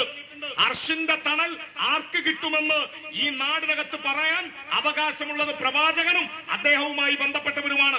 ഓൾറെഡി അത് വിശദീകരിക്കപ്പെട്ടിട്ടുണ്ട്. ആർക്കാണ് അർഷിന്റെ തണൽ കിട്ടുക?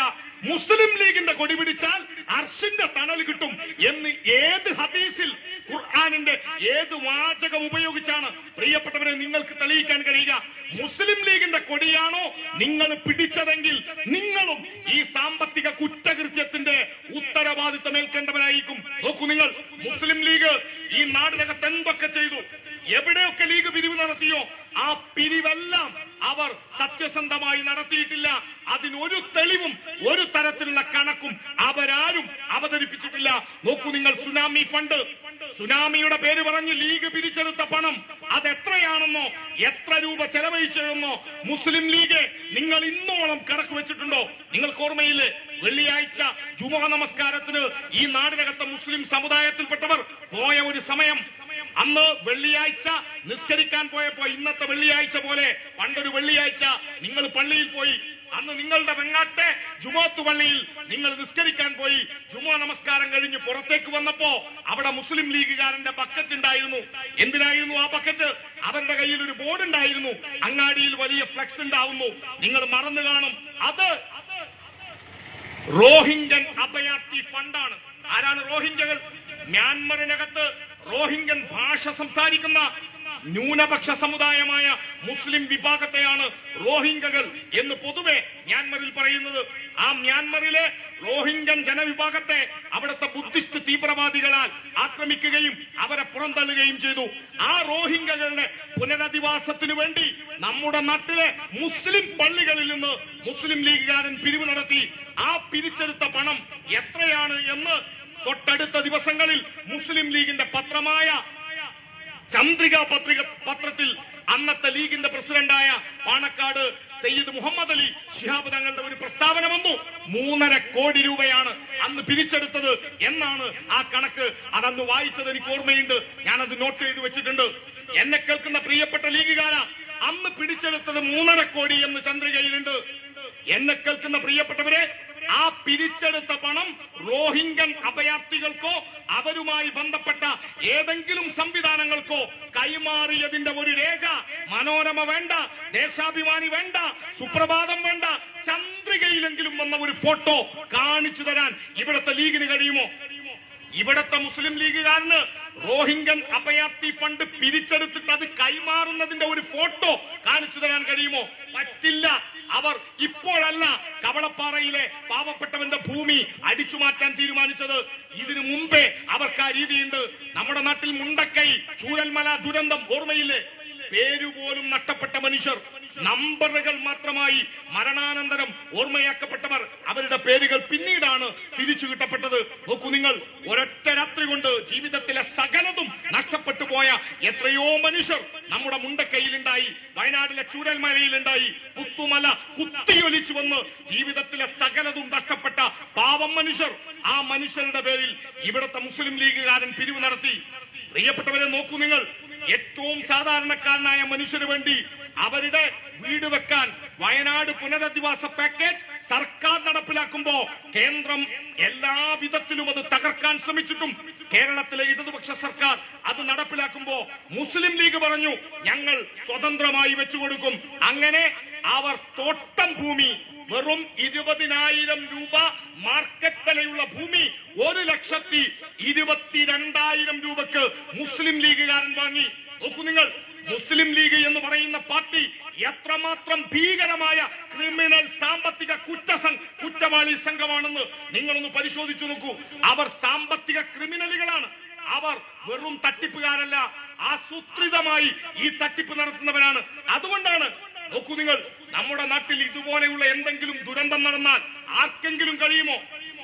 ജീവിതത്തിൽ എല്ലാം നഷ്ടപ്പെട്ട മനുഷ്യർ, അച്ഛനും അമ്മയും കൂടപ്പിറപ്പുകളും എല്ലാം പോയി, ജീവിതത്തിൽ സമ്പാദ്യം മുഴുവൻ നഷ്ടമായി, അവർക്ക് കയറിക്കിടക്കാൻ ഒരു വീടും ഒരു പറമ്പും സ്വന്തമെന്ന് പറയാൻ ഒന്നുമില്ലാതായവർ, ആ മനുഷ്യരുടെ പേരിൽ മുസ്ലിം ലീഗ് പിരിവ് നടത്തി. എന്നിട്ട് ആ സാധുക്കൾക്ക് കൊടുക്കാൻ എന്ന പേരിൽ ഭൂമി വാങ്ങുമ്പോ ആ ഭൂമിയുടെ മാർക്കറ്റ് വില 20,000. ആധാരത്തിലെ വിലയല്ല കേട്ടോ ഞാൻ പറയുന്നത്, മാർക്കറ്റ് വില 20,000. ആ മാർക്കറ്റ് വിലയുള്ള സ്ഥലത്താണ് മുസ്ലിം ലീഗ് 1,22,000 രൂപക്ക് ഭൂമി വാങ്ങുന്നത്. ആ ഭൂമിയിൽ നിർമ്മാണ പ്രവർത്തനം സാധ്യമല്ല. ഇത് മുസ്ലിം ലീഗിന്റെ ഏതെങ്കിലും 1-2 നേതാക്കന്മാർക്ക് പെട്ടെന്ന് തോന്നിയതാണോ? അത് പി.കെ. ഫിറോസിന് ചെയ്യാൻ തോന്നിയത് എന്തുകൊണ്ടാണ്? അത് ചെയ്യാൻ തോന്നിയത് പ്രിയപ്പെട്ടവരെ, നിങ്ങൾ കരുതും ഇപ്പോഴത്തെ ഏതെങ്കിലും ഒരു ലീഗിന്റെ 1-2 നേതാക്കന്മാർ, കമ്മിറ്റിക്കാർ അവർ തട്ടിപ്പുകാരായതുകൊണ്ടാണെന്ന്. അല്ല, മുസ്ലിം ലീഗ് ഈ തട്ടിപ്പ് ഇതിനു മുമ്പേ കാണിച്ചു കൊടുത്തിട്ടുണ്ട്. അങ്ങനെ കാണിച്ച ഒരു സ്ഥലമാണ് ഗുജറാത്ത്. ഗുജറാത്തിനകത്ത് നരേന്ദ്രമോദിയുടെ വേട്ടപ്പട്ടികൾ അവിടുത്തെ പാവപ്പെട്ട ന്യൂനപക്ഷ വിഭാഗങ്ങളെ വേട്ടയാടി ചുട്ടുകരിച്ചു കൊന്നുകളഞ്ഞതാണ് നമ്മൾ ഗുജറാത്തിൽ കണ്ടത്. ഗുജറാത്ത് കലാപം. ആ ഗുജറാത്ത് കലാപം ഏറ്റവും രൂക്ഷമായ ഒരു പ്രദേശമാണ് അഹമ്മദാബാദിലെ നരേദാപാട്ടിയ എന്ന് പറയുന്ന പ്രദേശം. ആ നരേദാപാട്ടിക്ക് തൊട്ടടുത്ത് ഒരു പ്രദേശമുണ്ട്, അതവിടുത്തെ മാലിന്യ കൂമ്പാരമാണ്. നമ്മുടെ പഴയ കോഴിക്കോട് പോകുമ്പോ കാണുന്ന ഞെളിയമ്പറമ്പില്ലേ? ഇപ്പൊ ഞെളിയമ്പറമ്പൊന്നും ഇടതുപക്ഷ സർക്കാരിന്റെ കാലത്ത് പഴയ ഞെളിയമ്പറമ്പല്ല. എന്നാൽ പഴയ ഞെളിയമ്പറമ്പ് പോലെ മൂക്കുപൊത്തി മാത്രം പോകാൻ കഴിയുന്ന അഹമ്മദാബാദ് നഗരത്തിന്റെ മാലിന്യം മുഴുവൻ കൊണ്ടുചെന്ന് ഡംപ് ചെയ്യുന്ന ഒരു സ്ഥലം മുസ്ലിം ലീഗുകാരൻ വിലക്കെടുത്തു. ആ വിലക്കെടുത്ത പ്രദേശമാണ് മുസ്ലിം ലീഗുകാരൻ ഗുജറാത്ത് കലാപത്തിന്റെ ഇരകൾക്ക് നൽകിയത്. ആ ഗുജറാത്ത് കലാപത്തിന്റെ ഇരകളിൽ ചിലർ മുസ്ലിം ലീഗിന്റെ ഓഫീസ് തെരഞ്ഞ് കോഴിക്കോട് CH സെന്ററിലേക്ക് ട്രെയിന് കയറി വന്നത് നിങ്ങൾ ഓർക്കുന്നുണ്ടാകും. അങ്ങനെ ഗുജറാത്ത് കലാപത്തിന്റെ ഇരകളെ സാമ്പത്തികമായി പറ്റിച്ച് അതും വിഴുങ്ങിയ പാരമ്പര്യം ലീഗിനുണ്ടായതുകൊണ്ട്, ഇപ്പോഴത്തെ പ്രമുഖ ലീഗ് നേതാക്കന്മാർക്കുണ്ടായതുകൊണ്ട് ഇപ്പോൾ അവർ വയനാടിൽ തട്ടിപ്പ് നടത്തുമ്പോ ആരെങ്കിലും ഒന്ന് ചോദിക്കുകയാണ്, എന്തിനാണ് ഈ വയനാട്ടിലെ ലീഗിന്റെ ഒരു കമ്മിറ്റി ചേരുന്നു എന്ന് വിചാരിക്കുക. ആ ലീഗിന്റെ കമ്മിറ്റിക്കകത്ത് വയനാട് ദുരിതാശ്വാസ ഫണ്ട് കട്ടെടുത്ത ലീഗ് നേതാക്കന്മാരെ വിമർശിക്കാൻ വേണ്ടി ഇപ്പോഴത്തെ മൂത്ത ലീഗ് നേതാക്കന്മാർ തീരുമാനിക്കുന്നു എന്ന് വിചാരിക്കുക.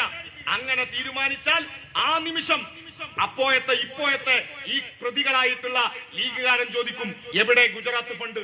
മിണ്ടില്ല. ഇത് നന്നായി അറിയാവുന്നത് കൊണ്ടാണ് മുസ്ലിം ലീഗിൽ ഈ തട്ടിപ്പ് നിരന്തരം നടന്നുകൊണ്ടിരിക്കുന്നത്. ഇത് മാത്രമല്ല ലീഗിന്റെ തട്ടിപ്പ്, ഇതൊക്കെ അധികാരം ഉപയോഗിച്ചും മറ്റും അവർ നടത്തുന്ന തട്ടിപ്പാണ്. ഓരോ ലീഗുകാരനും ഓരോ നാട്ടിലും നടത്തുന്ന തട്ടിപ്പുണ്ട്. ആ തട്ടിപ്പിന്റെ പ്രത്യേകത, മുസ്ലിം ലീഗുകാരൻ രൂപീകരിക്കുന്ന വിവിധ സംഘടനകളുണ്ട്, സംവിധാനങ്ങളുണ്ട്. അതിലൊന്നാണ് ബ്ലൂ ഫിൻ. ബ്ലൂ തെറ്റിദ്ധരിക്കരുത്, രാഹുലിനെ കുറിച്ചല്ല. ബ്ലൂ ഫിൻ തെറ്റിദ്ധരിക്കരുത്. അടച്ചോനം പ്രായമുള്ളവരോ നമുക്ക് പിന്നെ പറയാം. ഇത് പി കെ ഫിറോസിന്റെ ഈ ഫ്ലാറ്റ് പദ്ധതിയുടെ പേരാണ് blue fin. P K Firoz ഉൾപ്പെടെയുള്ള ആളുകൾ ഇങ്ങനെ ചില പദ്ധതികൾ കൊണ്ടുവരും. ഇതിന്റെ ഒക്കെ അതുകൊണ്ടാണ് ഞാൻ നേരത്തെ പറഞ്ഞത്, എല്ലാത്തിന്റെയും തലപ്പത്ത് ചെയർമാനായിട്ടോ അതിന്റെ ഉപദേശകനായിട്ടോ പാണക്കാട് കൊടപ്പനക്കൽ തറവറ്റിലെ ഏതെങ്കിലും ഒരുത്തുണ്ടാവും. ഏതെങ്കിലും ഒരാളുണ്ടാവും. പാണക്കാട്ടിൽ നിന്ന് ആരെങ്കിലും ഒക്കെ വരും. ആ പാണക്കാട്ടത്ത് ആരെങ്കിലും ഒക്കെ അതിന് കാണിച്ചിട്ട് പറയും, തങ്ങളുണ്ട്, നിങ്ങൾ പൈസ തരണം. മുസ്ലിം സമുദായത്തിന് ഒരു വിശ്വാസമുണ്ട്. പൊതുവെ ആത്മാർത്ഥമായ വിശ്വാസം നിലനിർത്തുന്ന മനുഷ്യർക്കിടയിൽ പലിശയോട് വലിയ വിയോജിപ്പുണ്ട്. ഗതികെട്ട് വല്ല മക്കളെ കെട്ടിക്കാനൊക്കെ ബാങ്ക് ലോൺ എടുക്കുന്ന ആളുകൾ ഉണ്ടാവും. എന്നാലും പലിശ എന്ന് പറയുന്നത് ഒരു വലിയ തെറ്റായതുകൊണ്ട് മുസ്ലിം സമുദായത്തിനിടയിൽ പലിശയോട് വലിയ ഒരു അകൽച്ചയുണ്ടാകും. ഇതിനെ മറ്റാരെക്കാളും നന്നായി ചൂഷണം ചെയ്യാൻ പഠിച്ചവരുടെ പേരാണ് മുസ്ലിം ലീഗുകാർ. പ്രിയപ്പെട്ട മുസ്ലിം സമുദായത്തിൽപ്പെട്ടവരെ, നിങ്ങളുടെ വിശ്വാസത്തെ മനഃശാസ്ത്രപരമായി ചൂഷണം ചെയ്തുകൊണ്ട് സാമ്പത്തിക ലാഭമുണ്ടാക്കുന്ന ക്രിമിനൽ സംഘമാണ് മുസ്ലിം ലീഗുകാർ. അവർ നിങ്ങളുടെ അടുത്തേക്ക് വരും. നിങ്ങൾ ഏതെങ്കിലും ഒരു സർക്കാർ സർവീസിൽ നിന്ന് വിരമിച്ചയാളാണ് എന്ന് കരുതുക. നിങ്ങളുടെ കയ്യിൽ PF കുറച്ച് പൈസയുണ്ട്. നിങ്ങളുടെ ഭൂമി വിറ്റിട്ടുണ്ട്, തറവാട് ഓഹരി വെച്ചിട്ടുണ്ട്, അതിൽ നിന്ന് നിങ്ങളുടെ കയ്യിൽ കുറച്ച് പണം വന്നു എന്ന് കരുതുക. നിങ്ങൾ ഗൾഫിൽ ദീർഘകാലം ജോലി ചെയ്ത ഒരാളാണ്. ഗൾഫിൽ നിന്ന് നാട്ടിലൊന്ന് സെറ്റിൽ ആവണം എന്നാഗ്രഹിച്ചുകൊണ്ട് അവിടെ ഉള്ളതെല്ലാം വിറ്റുപൊറുക്കി ഇവിടേക്ക് വരാൻ തീരുമാനിക്കുന്നു എന്നറിയുമ്പോ മുസ്ലിം ലീഗിന്റെ ഒരാൾ നിങ്ങളെ ബന്ധപ്പെടും. എന്നിട്ട് പറയും, ഞങ്ങൾ ഒരു പദ്ധതി തുടങ്ങാൻ പോവുകയാണ്, നമ്മളൊരു ബിസിനസ് തുടങ്ങാൻ പോവുകയാണ്, തങ്ങളൊക്കെ ഉണ്ട്. പിന്നെ ചോദ്യമല്ല, നോക്കണേ, തങ്ങളുണ്ട്, ഏതെങ്കിലും ഒരു തങ്ങളെ പേരുണ്ടാവും. ചിലപ്പോ തങ്ങൾ അറിഞ്ഞിട്ടുണ്ടാവും, ചിലപ്പോ തങ്ങൾ അറിഞ്ഞിട്ടുണ്ടാവില്ല. അറിയാത്ത തങ്ങന്മാർ ഈ ഉഡായിപ്പിനെതിരെ പ്രതികരിക്കേണ്ട സമയമായിട്ടുണ്ട്.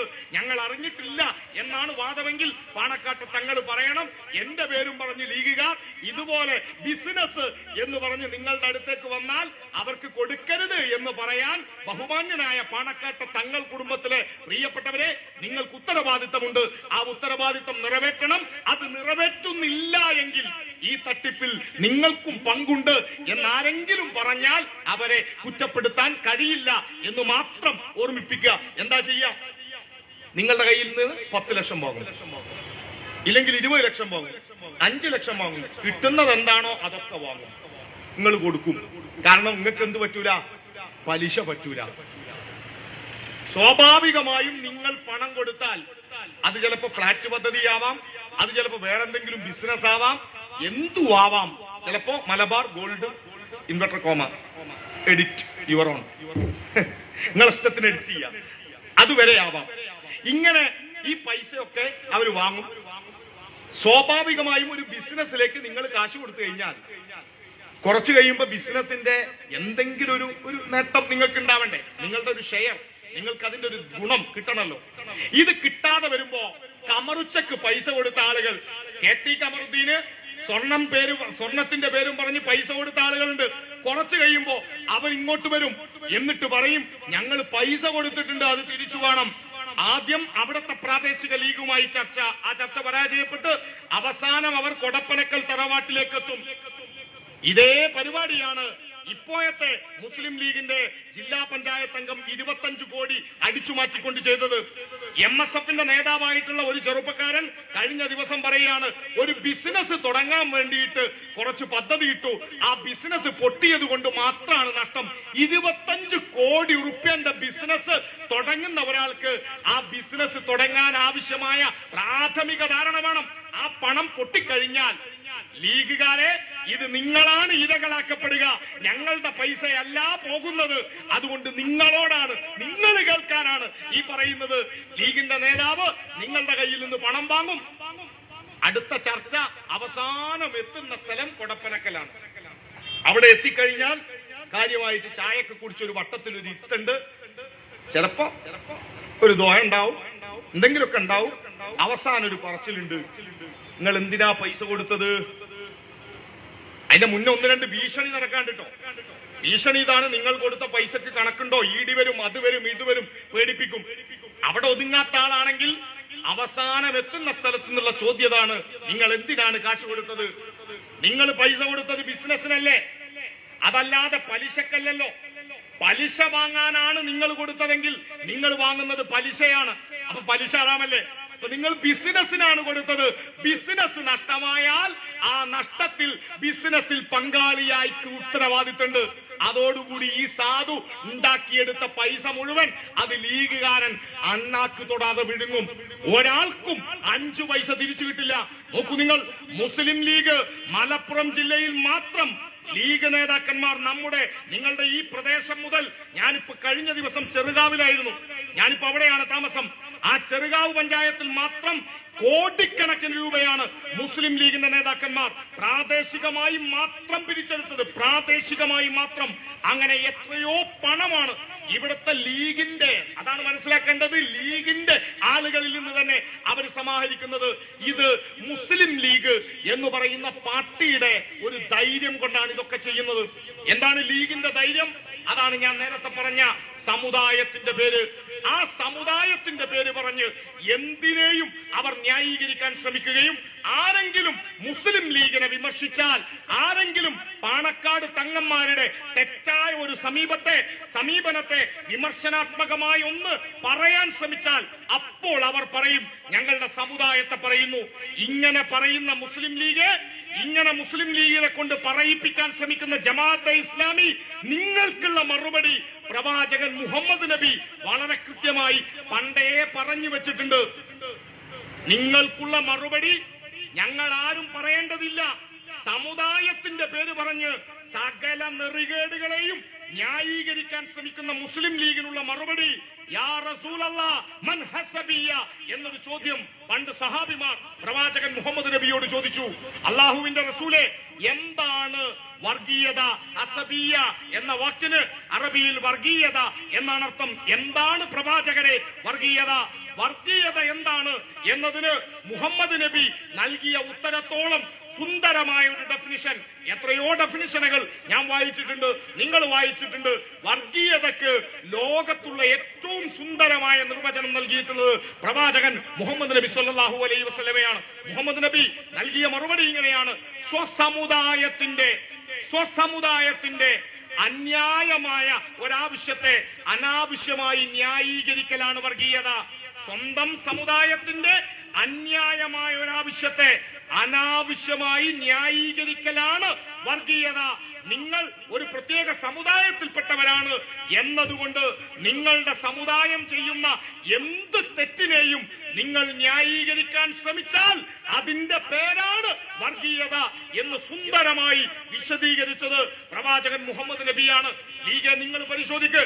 നിങ്ങൾ ഈ നാടിനകത്ത് ചെയ്തു കൂട്ടുന്ന തെമ്മാടിത്തങ്ങളെ, നിങ്ങൾ നടത്തുന്ന മനുഷ്യവഞ്ചനയെ, നിങ്ങൾ നടത്തുന്ന സാമ്പത്തിക കുറ്റകൃത്യങ്ങളെ നമ്മൾ ചോദ്യം ചെയ്താൽ, ഈ നാട് ചോദ്യം ചെയ്താൽ, ഇടതുപക്ഷം ചോദ്യം ചെയ്താൽ, നിങ്ങൾ പറയും ഞങ്ങൾ സമുദായത്തിനെതിരാണ്, വിശ്വാസങ്ങൾക്കെതിരാണ്.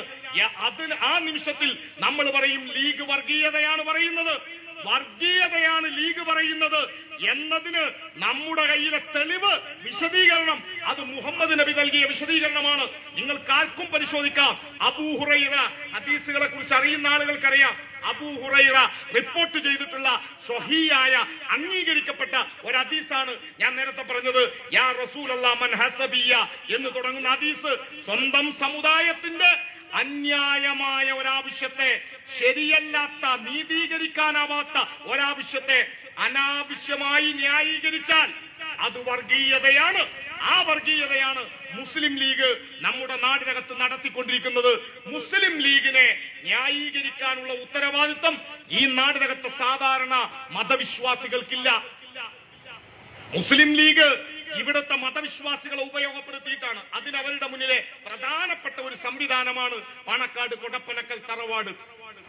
ആദരണീയരായ മുസ്ലിം തങ്ങന്മാരുടെ തങ്ങൾ പരമ്പരയുടെ ഒരു തറവാടാണ് പാണക്കാട് കൊടപ്പനക്കൽ തറവാട്.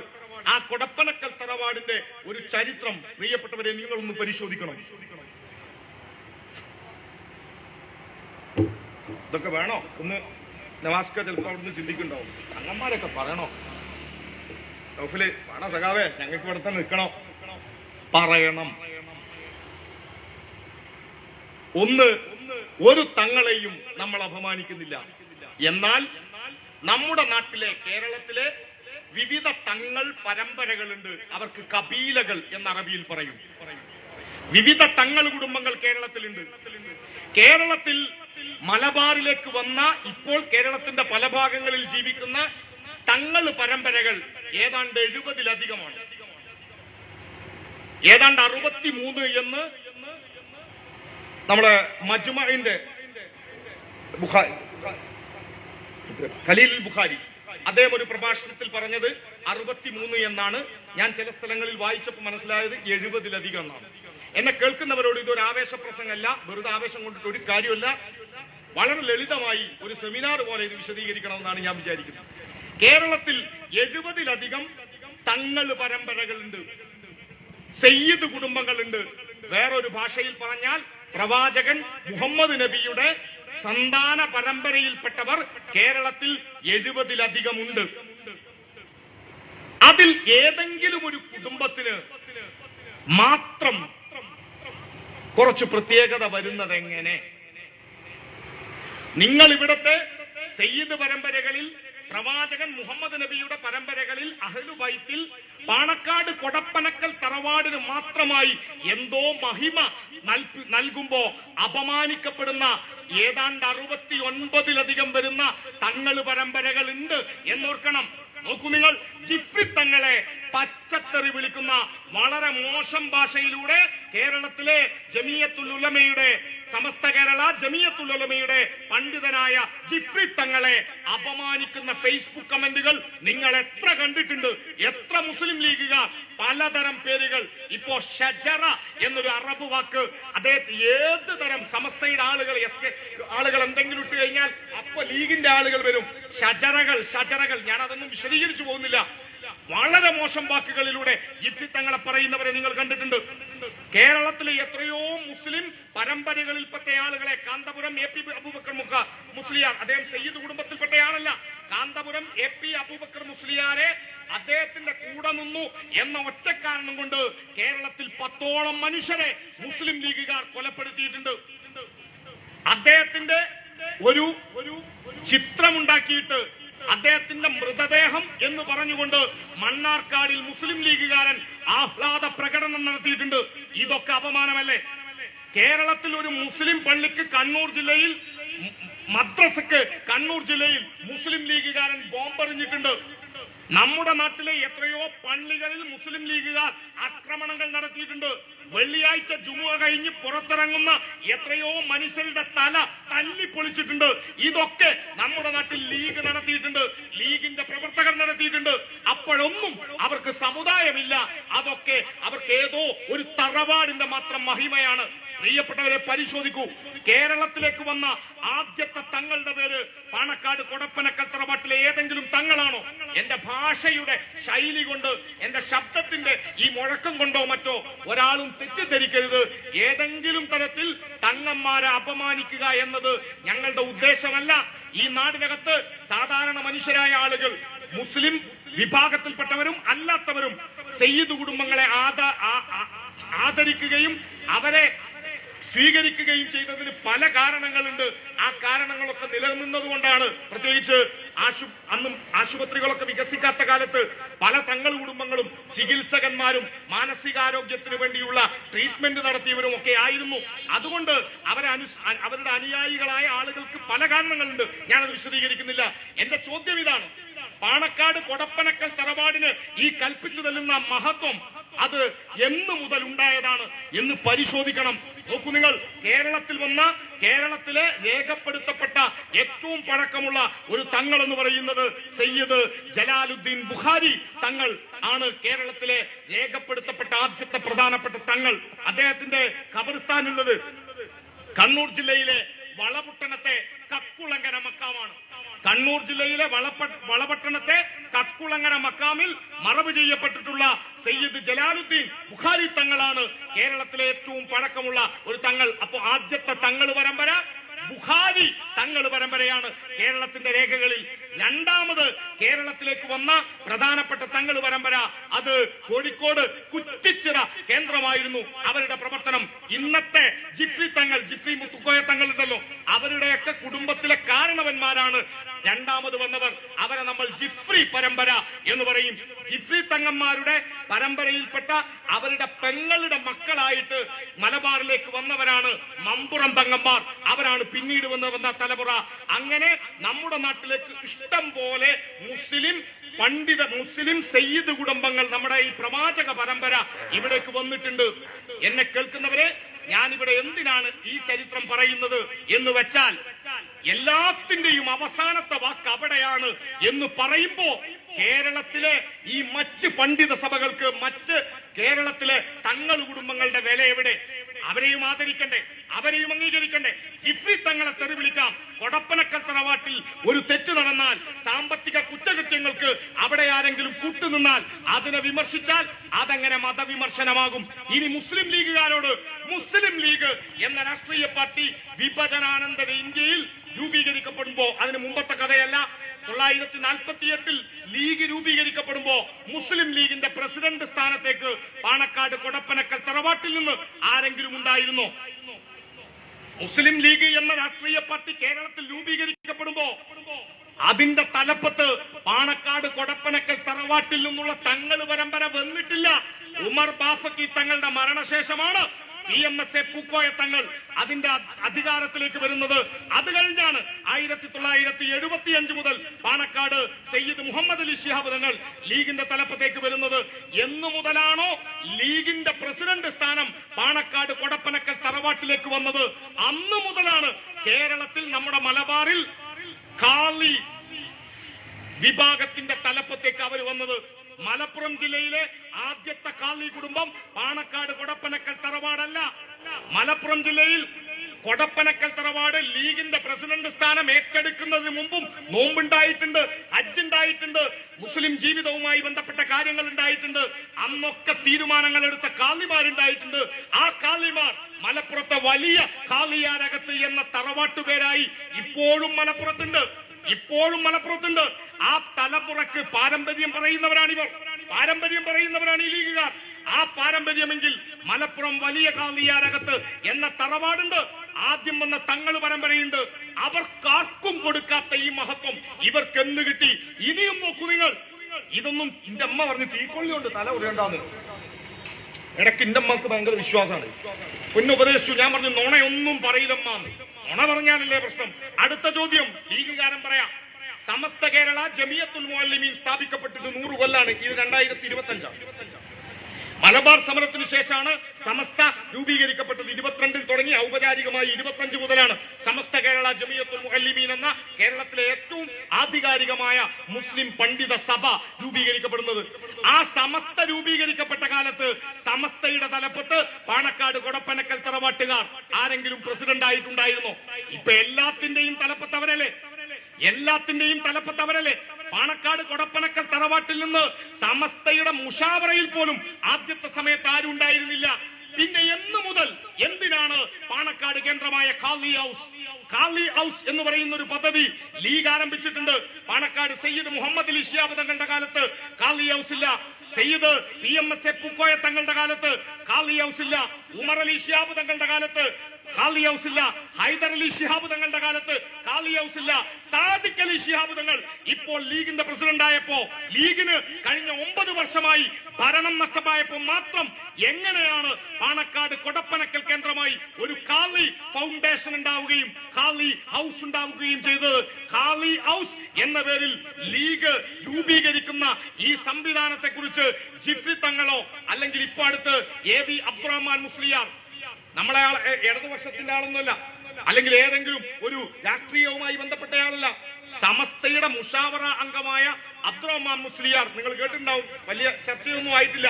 അദ്ദേഹം കഴിഞ്ഞ ദിവസം ഏതോ ഒരു തങ്ങളുണ്ട് എന്ന് പറഞ്ഞു. ഏതോ ഒരു തങ്ങൾ. ഈ ഏതോ ഒരു തങ്ങൾ എന്ന പ്രയോഗം AV അബ്ദുറഹ്മാൻ മുസ്ലിയാർ എന്ന സമസ്തയുടെ മുഷാവറ അംഗം നടത്തി എന്ന് പറഞ്ഞുകൊണ്ട് അദ്ദേഹത്തെ വളരെ മോശം ഭാഷയിൽ ചീത്ത വിളിക്കാൻ വന്ന ചില ആളുകളുണ്ട്. അതിൽ ഒരാളുടെ പേര് കൂടത്തായി നാസർ, മറ്റൊരാളുടെ പേര് നമ്മുടെ മലപ്പുറത്തിന്റെ തൊട്ടുതായ അബ്ദുസമദ് പൂക്കോട്ടൂർ, പിന്നെ ഒരു നദിവി. ഇവരൊക്കെയാണ് വരുന്നത്. മുസ്ലിം ജീവിതത്തെ, മുസ്ലിം ലീഗിന്റെ രാഷ്ട്രീയമാണ് മുസ്ലിം ജീവിതത്തെ നിർണയിക്കേണ്ടത് എന്ന് ജനങ്ങൾക്കിടയിൽ പറഞ്ഞു പഠിപ്പിക്കാൻ ഈ കൂട്ടർ ശ്രമിക്കുന്നത് ഈ അധികാരത്തെ ഉപയോഗിച്ചിട്ടാണ്. എന്തിനാണ് ഖാലി ഫൗണ്ടേഷൻ? ഞാൻ പറഞ്ഞത് ഈ ഒരു പബ്ലിക് സ്പീച്ച് ആയതുകൊണ്ട് തന്നെ വേണ്ടത്ര കമ്മ്യൂണിക്കേറ്റ് ചെയ്തോ എന്ന് എനിക്ക് അറിഞ്ഞൂടാ. നമ്മുടെ ചോദ്യം, ഇടതുപക്ഷത്തിന്റെ ചോദ്യം, CPIM-ന്റെ ചോദ്യം, പാണക്കാട് തറവാടിന് ഒരു മഹത്വവും വേണ്ട എന്നോ ആരെങ്കിലും അവരെ ആദരിക്കണ്ട എന്നോ അല്ല. ആദരിക്കുന്നവർക്ക് ആദരിക്കാം, ബഹുമാനിക്കുന്നവർക്ക് ബഹുമാനിക്കാം. അവരുമായിട്ടുള്ള എല്ലാ ഭയഭക്തി സ്നേഹാദരങ്ങളും നിങ്ങൾക്ക് സൂക്ഷിക്കാം, തെറ്റില്ല. എന്നാൽ കേരളത്തിൽ വന്ന മറ്റ് പരമ്പരകളിൽപ്പെട്ട കബീലകൾ എന്ന അറബിയിൽ പറയുന്ന മറ്റ് സയ്യിദ് കുടുംബങ്ങൾക്ക് ഇല്ലാത്ത എന്തോ സവിശേഷത ഇവിടെയുണ്ട്. എല്ലാത്തിന്റെയും തലപ്പത്ത് അവരാണ് എന്ന് പറയുന്ന രീതി നമ്മുടെ മലപ്പുറം ജില്ലയിൽ പോലും ഉണ്ടായിട്ടില്ല. ലീഗിന്റെ പോലും പ്രസിഡന്റ് സ്ഥാനത്ത് ആദ്യം വന്നത് അവരല്ല. സമസ്തയുടെ നേതൃസ്ഥാനത്തേക്ക് ആദ്യം വന്നത് അവരല്ല. നമ്മുടെ നാടിനകത്തെ ആദ്യത്തെ ഖാലി കുടുംബം അവരല്ല. പിന്നെ എല്ലാത്തിനെയും ആ ഖാലി ഫൗണ്ടേഷനിലേക്ക് കൊണ്ടുപോകുന്നത് എന്തിന്? കൊണ്ടുപോകാൻ ഒരൊറ്റ കാരണമേ ഉള്ളൂ. ആ കാരണം കേരളത്തിൽ മുസ്ലിം ലീഗ് എന്ന് പറയുന്ന രാഷ്ട്രീയ പാർട്ടിക്ക് ഒരു പ്രത്യേകതയുണ്ട്. ആ രാഷ്ട്രീയ പാർട്ടി അവരെ തന്നെ തിന്നുന്നവരാണ്. ചില പ്രത്യേകതരം ജീവികളുണ്ട്, സ്വയം തിന്നുന്ന ജീവികൾ, സ്വയം ഭക്ഷണമാക്കുന്ന ജീവികൾ. മക്കളെ കഴിക്കുന്ന ചില മത്സ്യങ്ങളെ കുറിച്ച് നമ്മൾ കേട്ടിട്ടുണ്ട്. സ്വന്തം ശരീരം ഭക്ഷണമാക്കുന്ന ചില പ്രത്യേകതരം ജീവികളെ കുറിച്ച് നമ്മൾ ബയോളജിയിലൊക്കെ വായിച്ചിട്ടുണ്ട്. അതുപോലെ ഒരു ജീവിയാണ് മുസ്ലിം ലീഗ്. മുസ്ലിം ലീഗ് കഴിക്കുന്നത് അവരുടെ സ്വന്തം ശരീരമാണ്, അഥവാ മുസ്ലിമിന്റെ തന്നെ ശരീരമാണ്, മുസ്ലിമിന്റെ തന്നെ സമ്പത്താണ്. എന്തിന്? മുസ്ലിം ലീഗിന്റെ സാമ്പത്തിക കുറ്റവാളിത്തരങ്ങളുടെ, അവരുടെ ചൂഷണങ്ങളുടെ പ്രധാനപ്പെട്ട ഒരു കേന്ദ്രം വഖഫ് ഭൂമിയാണ്. വഖഫ് സ്വത്ത് അടിച്ചുമാറ്റി സമ്പത്തുണ്ടാക്കിയവരാണ് മുസ്ലിം ലീഗിന്റെ പല പ്രമുഖരും. അങ്ങനെ പ്രധാനപ്പെട്ട ഒരാൾ കോഴിക്കോട് മായിൻ അജിയുടെ പേര് എത്രയോ തവണ വഖഫ് ട്രിബ്യൂണലിൽ വന്നതാണ്. മുസ്ലിം ലീഗിന്റെ പല നേതാക്കന്മാരും, മട്ടന്നൂർ പള്ളിയുണ്ട്, മട്ടന്നൂർ പള്ളി അതിന്റെ ഉദ്ഘാടനം കഴിഞ്ഞ് എത്രയോ കാലമായി ഇതുവരെ കണക്ക് അവതരിപ്പിച്ചിട്ടില്ല. 3.5 കോടിയാണ് ആ പള്ളിയുടെ ചെലവ്. പള്ളി മാത്രമല്ല, അതിന്റെ സൂപ്പർ മാർക്കറ്റ്, ഷോപ്പിംഗ് കോംപ്ലക്സ്, അങ്ങനെ ചില സംവിധാനങ്ങൾ കൂടിയുണ്ട്. ഇതെല്ലാം ലീഗ് നേതാക്കന്മാർ അവരുടെ സ്വന്തം പോക്കറ്റിലേക്കാക്കി. ഇതെങ്ങാനും ജനങ്ങൾ ചോദ്യം ചെയ്യും എന്ന് കണ്ടപ്പോ ആ ചോദ്യം ചെയ്യലുകളെ, വിമർശനങ്ങളെ ഇല്ലാതാക്കാൻ എല്ലാ കേന്ദ്രം കൂടി എങ്ങോട്ട് കൊണ്ടുപോയി? കൊടപ്പനക്കൽ തറവാട്ടിലേക്ക് കൊണ്ടുപോയി. അപ്പോഴാണ് കേരളത്തിലെ മുസ്ലിം പണ്ഡിതന്മാരിൽ പ്രധാനപ്പെട്ടവർ ജിഫ്രി തങ്ങൾ ഉൾപ്പെടെയുള്ള ആളുകളിൽ ചിലരൊക്കെ ഒരു സൂചന നൽകിയത്, കാളിയാവണമെങ്കിൽ മതപരമായ പാണ്ഡിത്യം ഉണ്ടാവണം. സ്വാഭാവികമാണല്ലോ. ആ മതപരമായ പാണ്ഡിത്യം ഈ പറയുന്ന ആളുകൾക്കില്ല. പ്രത്യേകിച്ച് പാണക്കാട് സാദിഖ് അലി തങ്ങൾക്കില്ല. അദ്ദേഹത്തിന്റെ പൂർവികനായ മുഹമ്മദ് അലി ശിഹാബ് തങ്ങൾ, അദ്ദേഹത്തിന്റെ പൂർവികനായ ഉമർ അലി ശിഹാബ് തങ്ങൾ, ഇവരൊക്കെ മതപാണ്ഡിത്യമുള്ളവരായിരുന്നു. മതപാണ്ഡിത്യം ഉണ്ടായിരുന്ന അവരുടെ കാലത്ത് ഇല്ലാതിരുന്ന ഖാലി ഫൗണ്ടേഷൻ ഇപ്പോൾ കൊണ്ടുവരാൻ ഒറ്റ കാരണമേ ഉള്ളൂ. ആ കാരണം കഴിഞ്ഞ 9 വർഷമായി തുടർച്ചയായി ഇടതുപക്ഷമാണ്. ഏത് പാർട്ടി കേരളം ഭരിച്ചാലും ഇവിടുത്തെ വഖഫ് നിയന്ത്രിക്കുന്നത് ലീഗാണ്. കാരണം ഇടതുപക്ഷത്തിന് 140 MLA-മാരുണ്ടായി എന്ന് വിചാരിക്കാം. ഞാൻ ഈ പറയുന്ന ചില കാര്യങ്ങൾ ചിലർക്ക് മനസ്സിലാവില്ല, ദയവ് ഇത് ക്ഷമിക്കണം. നിങ്ങൾക്ക് മനസ്സിലാവാനല്ല, ലീഗുകാർക്ക് അവിടെ ഇരുന്ന് മനസ്സിലാവുന്നുണ്ടാവും. കൊള്ളണ്ടോൽക്ക് കൊള്ളും, അല്ലാത്തൊരു ഓളത്തിന് ഇങ്ങനെ പാട്ടൊക്കെ കേൾക്കണായിരിക്കും കേൾക്കുക. വഖഫ് ആര് ഭരിച്ചാലും 140 സീറ്റും CPM-ന് കിട്ടിയെന്ന് വിചാരിക്കാം. പൂർണ്ണമായും കൺട്രോൾ ചെയ്യാൻ പറ്റില്ല. കാരണം ഈ പ്രാദേശികമായി ഇത് കൺട്രോൾ ചെയ്യുന്ന ആളുകളെയാണ് നമ്മൾ മുത്തവല്ലിമാർ എന്ന് പറയാം. മുത്തവല്ലി എന്നൊരു ടേം ഉണ്ട്, എന്ന് പറഞ്ഞാൽ മേൽനോട്ടക്കാരൻ എന്ന് വേണമെങ്കിൽ മനസ്സിലാക്കാം. ഈ മുത്തവല്ലിമാരുടെ ഒരു സമിതിയാണ് വഖഫുമായി ബന്ധപ്പെട്ട തീരുമാനമെടുക്കുക. അതിന്റെ CEO ലീഗുകാരനാണ്.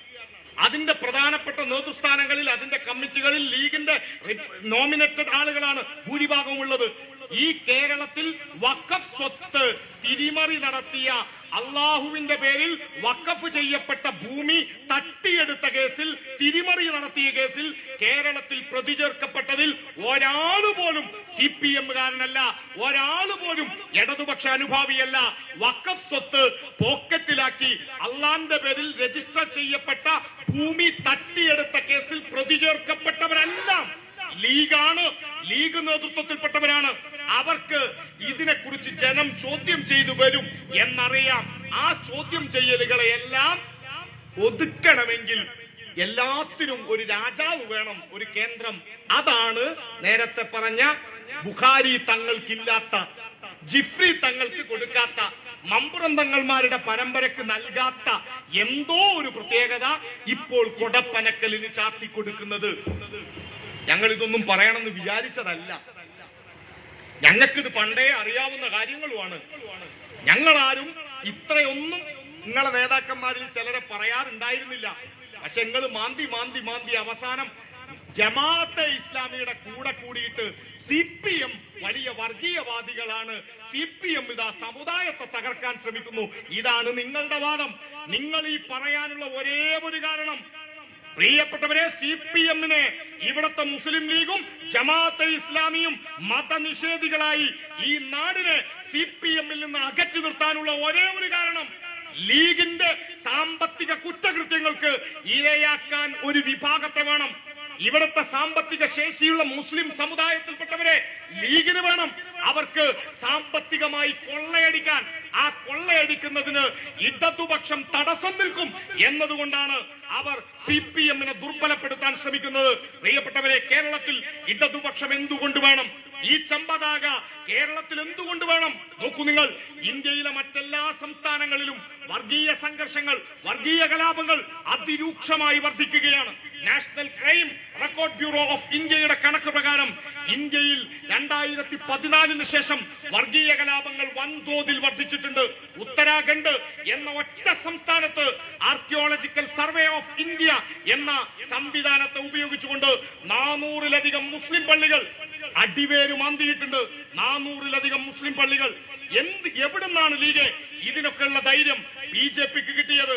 നിങ്ങൾ പറയുന്നു ഞങ്ങളാണ് ഹിന്ദുത്വ മാർക്സിസം, ജമാഅത്തെ ഇസ്ലാമിയുടെ ഭാഷയിൽ ഇവിടെ ചിലർ പറയുന്നു ഇടതുപക്ഷമാണ് ഹിന്ദുത്വ മാർക്സിസം.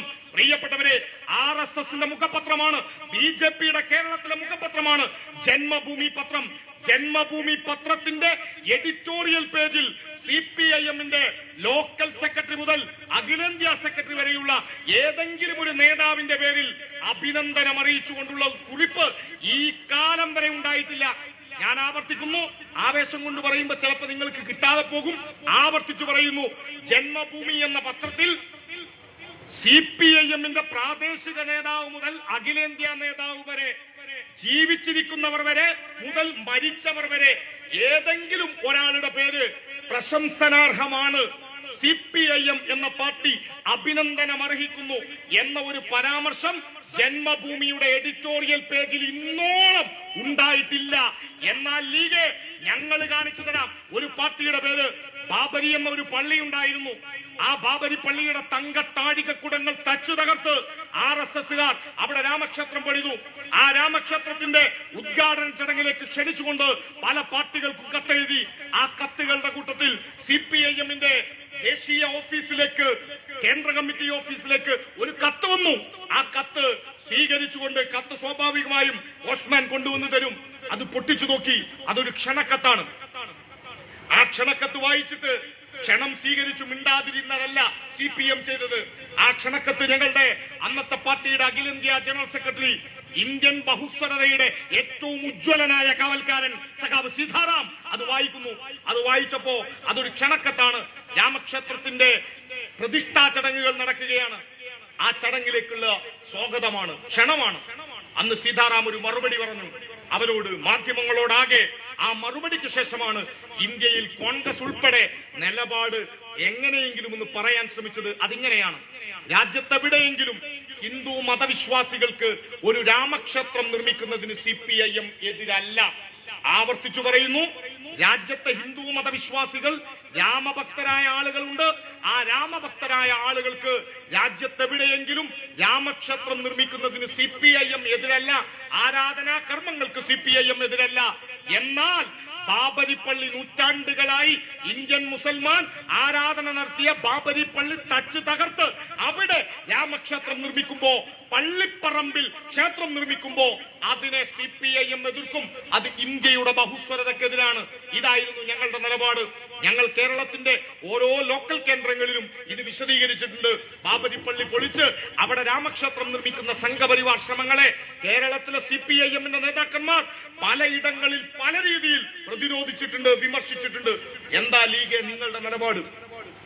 അപ്പൊ പറയും അവരാണ് മതേതരത്വത്തിന്റെ ആളുകൾ. നട്ടെല്ലിന്റെ സ്ഥാനത്ത് വായപ്പിണ്ടി വെക്കുന്നതിന്റെ പേരല്ല ലീഗ് മതേതരത്വം. മതേതരത്വം എന്നത് നിലപാട് പറയേണ്ടടുത്ത് പറയേണ്ടതിന്റെ കൂടി പേരാ. എന്താ നിങ്ങൾ ചെയ്തത്? മുസ്ലിം ലീഗിന്റെ നേതാവായ പാണക്കാട് കൊടപ്പനക്കൽ തറവാട്ടിലെ ഇപ്പോഴത്തെ സംസ്ഥാന പ്രസിഡന്റ് സാദിഖ് അലി തങ്ങൾ അന്ന് പറഞ്ഞത്, ഇന്ത്യയിലെ ഭൂരിപക്ഷത്തിന്റെ ആവശ്യമാണ് രാമക്ഷേത്രം, അതുകൊണ്ട് ലീഗ് അതിനെക്കുറിച്ച് ഇനി ചർച്ച ചെയ്യുന്നില്ല, ഞങ്ങൾ സ്വാഗതം ചെയ്യുന്നു. ഞാൻ ഈ പറയുന്നത് കളവാണെന്ന് ഏതെങ്കിലും ലീഗുകാരൻ പറഞ്ഞാൽ ജന്മഭൂമി പത്രത്തിന്റെ എഡിറ്റോറിയൽ എന്റെ ഫോണിലുണ്ട്. സമയക്കുറവ് കാരണം എടുത്തു വായിക്കുന്നില്ല. ജന്മഭൂമി പത്രത്തിന്റെ എഡിറ്റോറിയൽ പേജിൽ ഇങ്ങനെയാണ് വന്നത്. ആദ്യത്തെ പാരഗ്രാഫ് മുസ്ലിം, രണ്ടാമത്തെ പാരഗ്രാഫിലാണ് ജന്മഭൂമിയുടെ എഡിറ്റോറിയൽ. ഈ രാമക്ഷേത്രത്തിന്റെ പ്രതിഷ്ഠാ ചടങ്ങ് കഴിഞ്ഞതിന്റെ രണ്ടാമത്തെയോ മൂന്നാമത്തെയോ ദിവസമാണ് ഇത് വന്നത്. അതിങ്ങനെയാണ്: മുസ്ലിം ലീഗ് എന്ന രാഷ്ട്രീയ പാർട്ടിയുടെ നിലപാടിനെ സ്വാഗതം ചെയ്യുന്നു. പാണക്കാട് സാദിഖ് അലി ശിഹാബ് തങ്ങളുടെ നിലപാട് അഭിനന്ദനാർഹമാണ്. ശിഹാബ് തങ്ങൾക്ക്, പാണക്കാട് സാദിഖ് അലി തങ്ങൾക്ക് അഭിനന്ദനം. മുസ്ലിം ലീഗിന് പ്രശംസ. ആരുടെ പ്രശംസ? ജന്മഭൂമിയുടെ പ്രശംസ, RSSന്റെ പ്രശംസ. എന്തിന്? ഇത് നൂറ്റാണ്ടുകൾക്ക് മുമ്പല്ല, ഇത് കുറെ വർഷങ്ങൾക്ക് മുമ്പല്ല. ഇത് ഈ കേരളത്തിൽ 2025 സംഭവിച്ചതാ. ലീഗിനെ RSS പ്രശംസിച്ചത്. നോക്കൂ നിങ്ങൾ, കേരളത്തിലെ മുസ്ലിം ലീഗുകാരാ, നിങ്ങൾ മറന്ന ഒരു കഥയുണ്ട്. ഇപ്പൊ എന്തിനും ഏതിനും കമ്മ്യൂണിസ്റ്റുകാരാകെ മോശമാണ്. എന്നാൽ ഒരു കാലമുണ്ടായിരുന്നു. മുസ്ലിം ലീഗിന്റെ കേരള നിയമസഭയിലെ ആദ്യത്തെ മന്ത്രിയുടെ പേരെന്താണ്? മുസ്ലിം ലീഗുകാരനായ കേരള നിയമസഭയിൽ നിന്ന് സത്യപ്രതിജ്ഞ ചെയ്ത ആദ്യത്തെ മിനിസ്റ്റർ ആരാണ്? അദ്ദേഹത്തിന്റെ പേരെന്താണ്? മുസ്ലിം ലീഗുകാരനായ ആദ്യത്തെ മന്ത്രിയുടെ പേര് CH മുഹമ്മദ് കോയ എന്നാണ്. 1967 സപ്തകക്ഷി മുന്നണിയുടെ കാലത്താണ് CH മുഹമ്മദ് കോയ കേരളത്തിൽ മന്ത്രിയാവുന്നത്. അന്ന് കേരളത്തിന്റെ മുഖ്യമന്ത്രിയുടെ പേര് സഖാവ് EMS നമ്പൂതിരിപ്പാട് എന്നാണ്. EMS മുഖ്യമന്ത്രിയാവുന്ന കാലത്താണ് അന്ന് ലീഗിനകത്തെ ഒരു വിഭാഗത്തെ കൂട്ടിച്ചേർത്തുകൊണ്ട് CH മുഹമ്മദ് കോയ അന്ന് ഈ മന്ത്രിസഭയിൽ വന്നത്. എന്തേ ലീഗ് അന്ന് നിങ്ങൾ പറഞ്ഞോ ഈ കമ്മ്യൂണിസ്റ്റുകാരെ കുറിച്ച് ഇങ്ങനെ? ഇപ്പൊ ലീഗുകാർ പറയുന്നുണ്ട് അന്ന് ഞങ്ങൾ ഉണ്ടായത് കൊണ്ടാണ് മലപ്പുറം വന്നത്. ഫേസ്ബുക്കിൽ, വാട്സാപ്പ് യൂണിവേഴ്സിറ്റിയുടെ വൈസ് ചാൻസലർമാരാ ലീഗിന്റെ ഇവിടുത്തെ മണ്ഡലം കമ്മിറ്റി. അവര് പറയും ഞങ്ങളാണ് കാലിക്കറ്റ് സർവകലാശാല കൊണ്ടുവന്നത്, ഞങ്ങളാണ് മലപ്പുറം ജില്ല കൊണ്ടുവന്നത്, ഞങ്ങൾ പിന്തുണ പിൻവലിക്കും എന്ന് പറഞ്ഞപ്പോ EMS പേടിച്ചു. നേരായില്ലേ? അടുത്ത വെല്ലോടുകൂടി അവസാനിപ്പിക്കുന്നു. EMS പിന്തുണ പിൻവലിക്കും എന്ന് പറഞ്ഞപ്പോ പേടിച്ചുപോയി. അതുകൊണ്ടാണ് നിങ്ങളുടെ ഒക്കെ കയ്യിൽ മൊബൈൽ ഫോൺ ഉണ്ട്. വെറുതെ ഏറ്റവും ചുരുങ്ങിയത് വിക്കിപീഡിയ ChatGPT-യോട് ചോദിച്ചാൽ മതി, അത് പറഞ്ഞുതരും.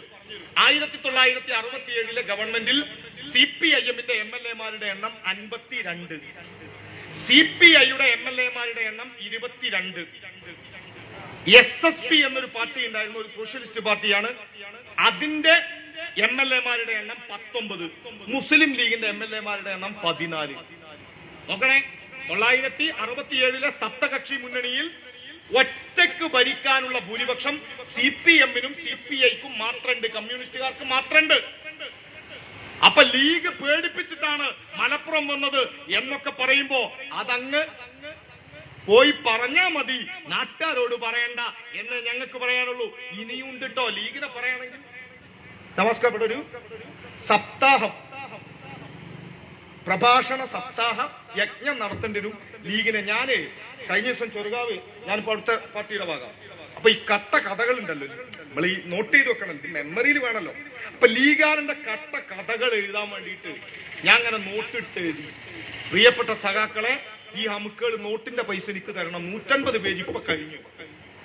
ലീഗിന്റെ കള്ളത്തരത്തിന്റെ കഥകൾ എഴുതി വെച്ചപ്പോ ഏതാണ്ട് 150 പേജുള്ള നോട്ട് പുസ്തകം 300 പേജ് ആയത് 150-ലധികം പേജ് ഇപ്പൊ കഴിഞ്ഞു. ഇനിയും ബാക്കി ഇഷ്ടം പോലെ എഴുതാണ്ട്. ഇതാ ലീഗ്. ഇങ്ങനെ കട്ട് തിന്ന് തടിച്ചു കൊഴുത്തപ്പോ ലീഗിന് പിന്നെ ആകെയുള്ളത് സമുദായ. ഈ സമുദായത്തിന്റെ പേരും പറഞ്ഞ് ഇവർക്ക് പോകാൻ ഇനിയും പറ്റൂല എന്ന് കണ്ടപ്പോ അടുത്തൊരു ടീമിനെ കൂട്ടി. ആ ടീമിന്റെ പേരാണ് ജമാഅത്തെ ഇസ്ലാമി. ഇവിടെ ഉണ്ടാവും, കൂടുതലൊന്നും കാണൂല, കുറച്ചേ ഉണ്ടാവുള്ളൂ. ഒരു പായസം മുഴുവൻ കേടെടുത്താൽ ഒരു തുള്ളി മതി. അതേപോലെ തുള്ളിയാണ് ഈ ജമാഅത്തെ ഇസ്ലാമി. ഓലെ പൂതി മുസ്ലിം സമുദായത്തിന്റെ ബാപ്പയാവാൻ നടക്കുന്നവർ. ബാപ്പ എന്ന് പറഞ്ഞാൽ ഡിസിഷൻ മേക്കിംഗ് അതോറിറ്റി എന്നാണ് അതിനർത്ഥം. ഒരു വീട്ടിലെ പിതാവ്, നമുക്കും ഡിസിഷൻ മേക്കിംഗ് ഉണ്ട് കേട്ടോ, സ്ത്രീവിരുദ്ധമായെന്ന് വിചാരിക്കരുത്. നാട്ടിൽ പൊതുവെ ബാപ്പയാണല്ലോ ഈ തീരുമാനങ്ങൾ എടുക്കുന്ന ആള്. മുസ്ലിം ലീഗിന്റെ അടുത്തിപ്പോ തീരുമാനങ്ങൾ എടുക്കൽ അതോറിറ്റിയായി വരുന്ന കൂട്ടര ജമാഅത്തെ ഇസ്ലാമി. എന്തുകൊണ്ടാ CPIM ജമാഅത്തെ ഇസ്ലാമി എതിർക്കുന്നത്? ഒറ്റക്കാര്യം പറഞ്ഞ് ഞാൻ അവസാനിപ്പിക്കാം. ജമാഅത്തെ ഇസ്ലാമി എതിർക്കാൻ ഏറ്റവും പ്രധാനപ്പെട്ട കാരണം RSS എന്ന പ്രസ്ഥാനം എങ്ങനെയാണോ ഇന്ത്യൻ ജനാധിപത്യത്തെയും മതനിരപേക്ഷതയും അട്ടിമറിക്കുന്നത്, അതുപോലെ രാജ്യത്തിന്റെ ജനാധിപത്യ മൂല്യങ്ങളെ തകർക്കാൻ ശ്രമിക്കുന്നവരുടെ പേരാണ് ജമാഅത്തെ ഇസ്ലാമി. ഇവിടെ വന്ന് ഞങ്ങൾ ഫാസിസ്റ്റ് വിരുദ്ധ പോരാളികൾ, ഹിന്ദുത്വ മാർക്സിസം, ഏത് ദാവൂദ്, ജമാഅത്തെ ഇസ്ലാമി, മാധ്യമം മീഡിയ വൺ ദിവസം ഉണ്ടാക്കിക്കൊണ്ടിരിക്കുക ഹിന്ദുത്വ മാർക്സിസം. അതാണ് MSF-ന്റെ പ്രസിഡന്റ് SFI-യെ കുറിച്ച് പറഞ്ഞത്. പ്രിയപ്പെട്ടവരെ, ആരാണ് ഹിന്ദുത്വ മാർക്സിസം എന്ന് പ്രയോഗിക്കുന്നത്? 2025 കാശ്മീരിന്റെ വിഭജന ശേഷം കാശ്മീരിൽ നിയമസഭാ തെരഞ്ഞെടുപ്പ് നടക്കുന്നു. RSS-നെ പരാജയപ്പെടുത്താൻ രാജ്യത്തെ ജനാധിപത്യവാദികളൊക്കെ ഒന്നിച്ചു നിന്നുകൊണ്ട് കാശ്മീരിന്റെ തെരഞ്ഞെടുപ്പിനെ കുറിച്ച് ചിന്തിക്കുമ്പോ കാശ്മീരിൽ 2015 ശ്രദ്ധിക്കുക, 2015 കാശ്മീർ വിഭജിക്കപ്പെടുന്നതിന് മുമ്പ് അവിടെ തെരഞ്ഞെടുപ്പുണ്ടായി. അന്ന് കുൽഗാം എന്ന് പറയുന്ന മണ്ഡലത്തിൽ CPIM ആണ് ജയിച്ചത്. നമ്മുടെ പാർട്ടിയുടെ കനൽ ഒരു തരിമതി എന്ന് ലോകം വിശേഷിപ്പിച്ച ഉജ്ജ്വലനായ പോരാളി സഖാവ് മുഹമ്മദ് യൂസുഫ് തരിഗാമി അവിടെ ജയിക്കുന്നു. തരിഗാമി ജയിച്ചപ്പോ 2ാം സ്ഥാനത്ത് ആരാണ്? കയ്യിൽ മൊബൈൽ ഫോൺ ഉണ്ടെങ്കിൽ പരിശോധിക്കാം. BJP-യുടെ ഇലക്ഷൻ കമ്മീഷന്റെ സൈറ്റ് ഉണ്ട്. ഇലക്ഷൻ കമ്മീഷൻ മുഴുവൻ സംഖ്യകളായി മാറിക്കൊണ്ടിരിക്കുകയാണ്. അവരെല്ലാം കൂടി മാറ്റുന്നതിന് മുമ്പ് എടുത്ത് സ്ക്രീൻഷോട്ട് എടുത്ത് വെക്കുക. BJP താമര ചിഹ്നത്തിൽ കുൽഗാമിൽ മത്സരിച്ചിട്ടുണ്ട്. വർഷം മറക്കരുത്, 2015. പിന്നെ കാശ്മീരിൽ ഒരു തെരഞ്ഞെടുപ്പ് ഉണ്ടാകുന്നത് 2025-ലാണ്. 2025 കാശ്മീർ വിഭജിക്കപ്പെട്ടിട്ടുണ്ട്. അതിനുശേഷം നടന്ന തെരഞ്ഞെടുപ്പിൽ CPIM-ന്റെ അരിവാൾ ചുറ്റിക നക്ഷത്രത്തിനെതിരെ മത്സരിച്ച BJP സ്ഥാനാർത്ഥി ഇല്ല. എവിടെ പോയി BJP? BJP-യുടെ സ്ഥാനാർത്ഥി അവിടെ പിന്തുണച്ച് 2ാം സ്ഥാനത്ത് വന്ന സ്ഥാനാർത്ഥിയുടെ പേര്, 2ാം സ്ഥാനത്ത് വന്ന സ്ഥാനാർത്ഥിയുടെ പാർട്ടി ജമാഅത്തെ ഇസ്ലാമി കാശ്മീരി എന്നാണ്. അപ്പൊ ഇവിടുത്തെ ജമാഅത്തുകാരൻ പറയും അത് കാശ്മീരിലെ ജമാഅത്തെ ഇസ്ലാമിയാണെന്ന്. പ്രിയപ്പെട്ടവരെ, കാശ്മീരിലെ ജമാഅത്തെ ഇസ്ലാമിയും ഇവിടുത്തെ ജമാഅത്തെ ഇസ്ലാമിയും വേറെയാണെങ്കിൽ സകല സ്ഥലത്തും യൂണിറ്റ് ഉണ്ടാക്കി വലുതാക്കാൻ ശ്രമിക്കുന്നവരാണല്ലോ. അന്ന് ദുബായിലും സൗദിയിലും പോയിട്ട് പത്രം തുടങ്ങിയ ആളുകളാണല്ലോ. അവർക്ക് എന്താ ആ കാശ്മീരിലേക്ക് ഒരു വണ്ടിക്കൂലി ഒരു 100-1500 ഉറുപ്പ്യ ഉണ്ടെങ്കിൽ റിസർവേഷനിൽ ടിക്കറ്റും കിട്ടും, അവിടെ പോയിട്ട് ഒരു യൂണിറ്റ് ഇട്ടൂടെ? വലുതാവൂലെങ്കിലും. കാശ്മീരിൽ ജമാഅത്തെ ഇസ്ലാമി ഹിന്ദിന് യൂണിറ്റ് ഇല്ല. അവരുടെ പാർട്ടിയാണ് ജമാഅത്തെ ഇസ്ലാമി കാശ്മീരി. അവർ BJPയോടൊപ്പം. SDPI എന്നൊരു പ്രസ്ഥാനമുണ്ട്, ന്യൂനപക്ഷങ്ങളുടെ പാർട്ടിയാണെന്ന് പറയുന്നവർ. 2024 ലോക്സഭാ തെരഞ്ഞെടുപ്പിൽ മധുരക്ക് തൊട്ടടുത്തുള്ള ദിണ്ടിഗൽ മണ്ഡലം, ആ ദിണ്ടിഗൽ മണ്ഡലത്തിൽ CPIM ആണ് ജയിച്ചത്. CPIM അവിടെ DMKയുടെ നേതൃത്വത്തിലുള്ള ഇന്ത്യ മുന്നണിയുടെ ഭാഗമായിട്ടാണ് മത്സരിച്ചത്. അവിടെ CPIM-നെ പരാജയപ്പെടുത്താൻ BJP ഒരു സ്ഥാനാർത്ഥിയെ നിർത്തി. BJP അവിടെ മുന്നണിയായി മത്സരിച്ചത് AIADMK, ഓൾ ഇന്ത്യ അണ്ണാ ദ്രാവിഡ മുന്നേറ്റ കഴകം, ജയലളിതയുടെ പാർട്ടി, അതുമായി ചേർന്നിട്ട് AIADMK എന്നാണ് തെരഞ്ഞെടുപ്പ് കമ്മീഷന്റെ സൈറ്റിൽ പേര് കാണുക. AIADMKയുടെ ചിഹ്നമായിട്ടാണ് മത്സരിച്ചത്. സ്ഥാനാർത്ഥിയുടെ പേര് മുഹമ്മദ് മുബാറക് എന്നാണ്. ആരാണ് മുഹമ്മദ് മുബാറക്? പ്രിയപ്പെട്ടവരെ, തമിഴ്നാട് ഘടകം SDPIയുടെ സംസ്ഥാന പ്രസിഡന്റായ നെല്ലായി മുബാറക്കാണ് തെരഞ്ഞെടുപ്പ് കമ്മീഷന്റെ പേര് മുന്നിൽ മുഹമ്മദ് മുബാറക് എന്ന് പേര് കൊടുത്ത് AIADMK-കാരനായി മത്സരിച്ചത്. BJPയുടെ സഖ്യത്തിന്റെ കൂടെ 2024 ലോക്സഭാ തെരഞ്ഞെടുപ്പിൽ മത്സരിച്ചവരുടെ പേരാ SDPI. അവരാണ് ഇവിടെ വന്ന് ന്യൂനപക്ഷങ്ങളെ സംരക്ഷിക്കാൻ ഞങ്ങൾ എന്ന് പറയുന്നത്. അവിടെയാണ് പ്രിയപ്പെട്ടവരെ CPIM എന്ന പാർട്ടിയുടെ പ്രത്യേകത. ഈ പാർട്ടി ഈ നാടിനകത്തെ ഏതെങ്കിലും ഒരാൾക്ക് മരണാനന്തര മോചനം തരാനുള്ള പാർട്ടിയല്ല. അതിന് ഞങ്ങൾക്ക് കഴിവില്ല. എന്നാൽ ഈ പാർട്ടി നിങ്ങളിൽ ആർക്കെങ്കിലും മതത്തിന്റെ പേര് പറഞ്ഞ് ഈ കേരളത്തിന്റെ ഇന്ത്യയുടെ തെരുവിൽ എവിടെയെങ്കിലും വെച്ച് ആക്രമണം ഉണ്ടായാൽ, ഇവിടുത്തെ ന്യൂനപക്ഷങ്ങളുടെ വീടിന് മുകളിലേക്ക് ബുൾഡോസറുകൾ പാഞ്ഞെടുത്ത് RSSന്റെ കോമ്പല്ലുകളുമായി വരുമ്പോ അതിനു മുന്നിൽ നിന്ന് അരുത് എന്ന് പറയാൻ വൃന്ദാ കാരാട്ടിനെ പോലെയുള്ള നേതാക്കന്മാർ ഉണ്ടാകുന്നത് ഈ ചെമ്പതാകയുടെ കരുത്തിലാണ്, ഇടതുപക്ഷത്തിന്റെ കരുത്തിലാണ്. ഈ ഇടതുപക്ഷത്തെ ദുർബലപ്പെടുത്താനാണ് ജമാഅത്തെ ഇസ്ലാമി ഇപ്പോ ലീഗിന്റെ, മുസ്ലിം ലീഗിന്റെയും കോൺഗ്രസിന്റെയും ആചാര്യന്മാരായി പ്രവർത്തിക്കുന്നത്. അവരിങ്ങനെ ഊതി വീർപ്പിച്ച സോപ്പ് കുമിളകൾ ഓരോന്നോരോന്നായി പൊട്ടുകയാണ്. എന്റെ നാട്ടിലൊരു സഖാവ് പറഞ്ഞു, പടച്ചോൻ ഉണ്ടിട്ടോന്ന്. കാരണം നമ്മളെ ചീത്തറിയണ ഓരോരുത്തർക്ക് നമ്മളൊള്ളുന്നല്ല, നമ്മളൊരു പണിയെടുത്തിട്ടില്ല. ഒരു പഹയൻ ഓൻ പറഞ്ഞ ഹൂ കേസ് ഇപ്പോ ഇന്റൻസീവ് കെയർ യൂണിറ്റിലാണുള്ളത്. ഹൂ കേസ് നാട്ടിലെ സകല മനുഷ്യൻ കോഴി മാനനഷ്ട കേസ് കൊടുക്കാൻ സാധ്യത ഉണ്ട് എന്നാണ് കേട്ടത്.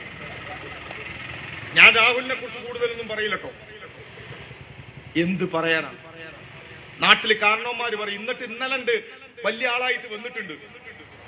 എന്റെ അമ്മ പണ്ട് പറഞ്ഞു, ഉസുറും പുളിയില്ലാത്ത അബൂജാഹിലിന്റെ മൂട്ടിലൊരു മരം മുണച്ചാൽ അത് തണലാണ് എന്ന് വിചാരിക്കും.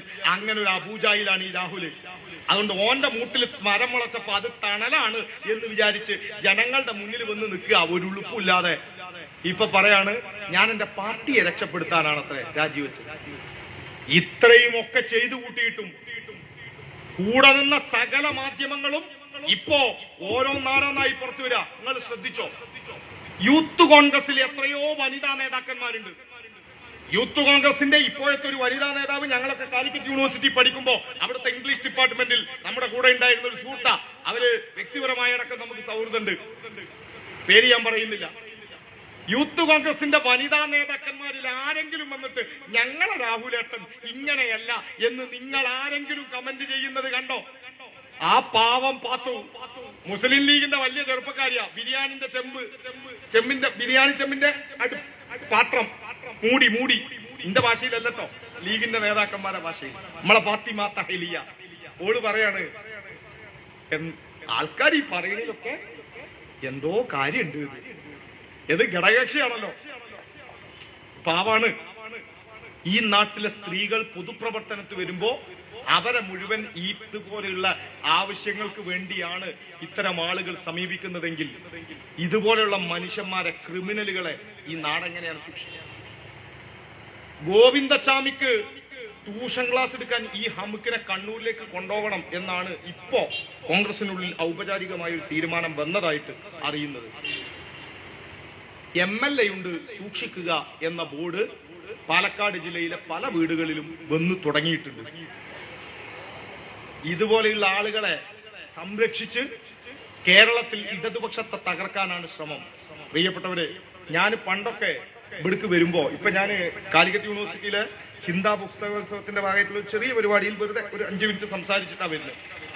ആദ്യമൊക്കെ ഈ സമയത്ത് വരികയാണെങ്കിൽ ഞാനിവിടെ എത്തണമെങ്കിൽ നവാസ്കൻ എങ്ങനെ വിളിക്കണം, അവസാനം ചീത്തൊക്കെ പറഞ്ഞാലേ നമ്മൾ ഇവിടെ സമയത്തിന് എങ്ങനെയെങ്കിലും എത്തുള്ളൂ. ഇപ്പോ നിങ്ങൾ വിളിക്കണീനെ മുന്നേ ഒരൊട്ടെ വിളിച്ചിട്ടുള്ളൂ, അതിന്റെ ഇടയിൽ ഞാനിവിടെ എത്തി. കാരണം റോഡ്. അപ്പൊ ആ കുഞ്ഞാലിക്കുട്ടി സാഹിബ് പറഞ്ഞത് ഗഡ്കരിയുടെ റോഡാണ്. 2014 കുഞ്ഞാലിക്കുട്ടി സാഹിബ് ഗഡ്കരി ഉണ്ട്. 2015 കേരളത്തിൽ പിണറായിയുടെ നേതൃത്വത്തിലുള്ള ഇടതുപക്ഷ സർക്കാർ. 2016 വരുന്നത്. അതിനു മുമ്പ് നിങ്ങൾ ഭരിച്ചിട്ടുണ്ട്. എന്ത് ഗഡ്കരിയുടെ ഈ റോഡ് അന്ന് നിങ്ങളുടെ മന്ത്രിയായ ഇബ്രാഹിം കുഞ്ഞല്ലേ PWD വകുപ്പ് എന്തേ നന്നാക്കാതിരുന്നത്? അതിന് ഇടതുപക്ഷം വേണ്ടി വന്നു. ഒരിക്കലും നടക്കില്ല എന്ന ഗെയിൽ വാതക പൈപ്പ് ലൈൻ നടപ്പിലാക്കാൻ ഇടതുപക്ഷം വേണ്ടി വന്നു. കേരളത്തിൽ 3 ലക്ഷത്തിലധികം മനുഷ്യർക്ക് കേരളത്തിൽ സർക്കാർ സർവീസിൽ ജോലി കൊടുക്കാൻ ഇടതുപക്ഷ സർക്കാർ വേണ്ടി വന്നു. കേരളത്തിൽ 1600 രൂപ പെൻഷൻ പാവപ്പെട്ട മനുഷ്യർക്ക് നൽകണമെങ്കിൽ ഇടതുപക്ഷ സർക്കാർ വേണ്ടി വന്നു.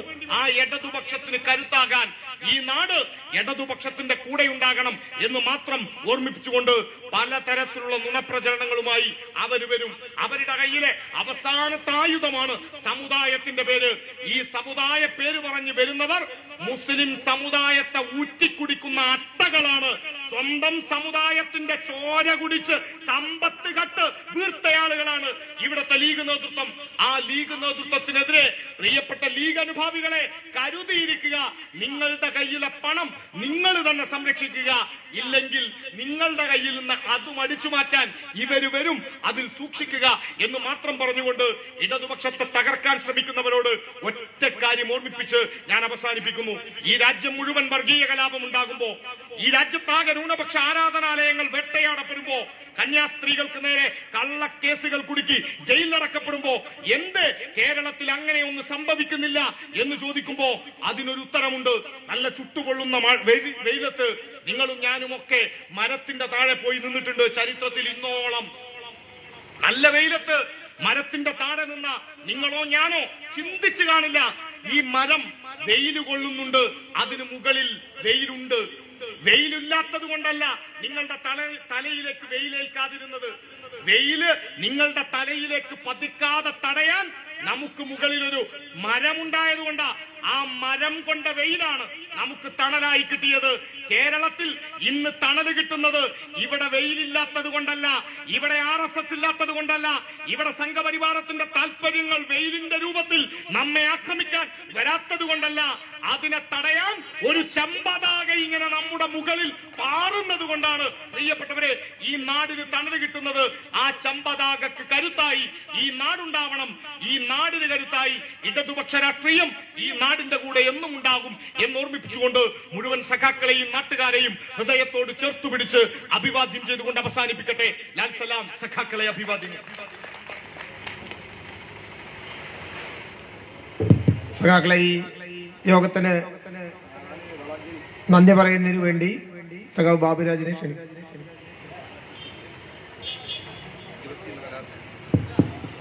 സഖാക്കളെ, ഈ യോഗം ഉദ്ഘാടനം ചെയ്ത് സംസാരിച്ച അബ്ദുള്ള നവാസ്, മുഖ്യപ്രഭാഷണം നടത്തിയ ജംഷീദ് അലി, പാർട്ടിയുടെ ഏരിയ കമ്മിറ്റി അംഗം മുരളിമാഷ്, നൌഫല്, രാജ്മോഹൻ, അദ്വാക്ക, ഈ പൊതുയോഗത്തിനും പ്രകടനത്തിനും പങ്കെടുത്ത മുഴുവൻ ആളുകളെയും ഒരിക്കൽ കൂടി നന്ദി രേഖപ്പെടുത്തിക്കൊണ്ട് ഈ യോഗം അവസാനിച്ചിരിക്കും.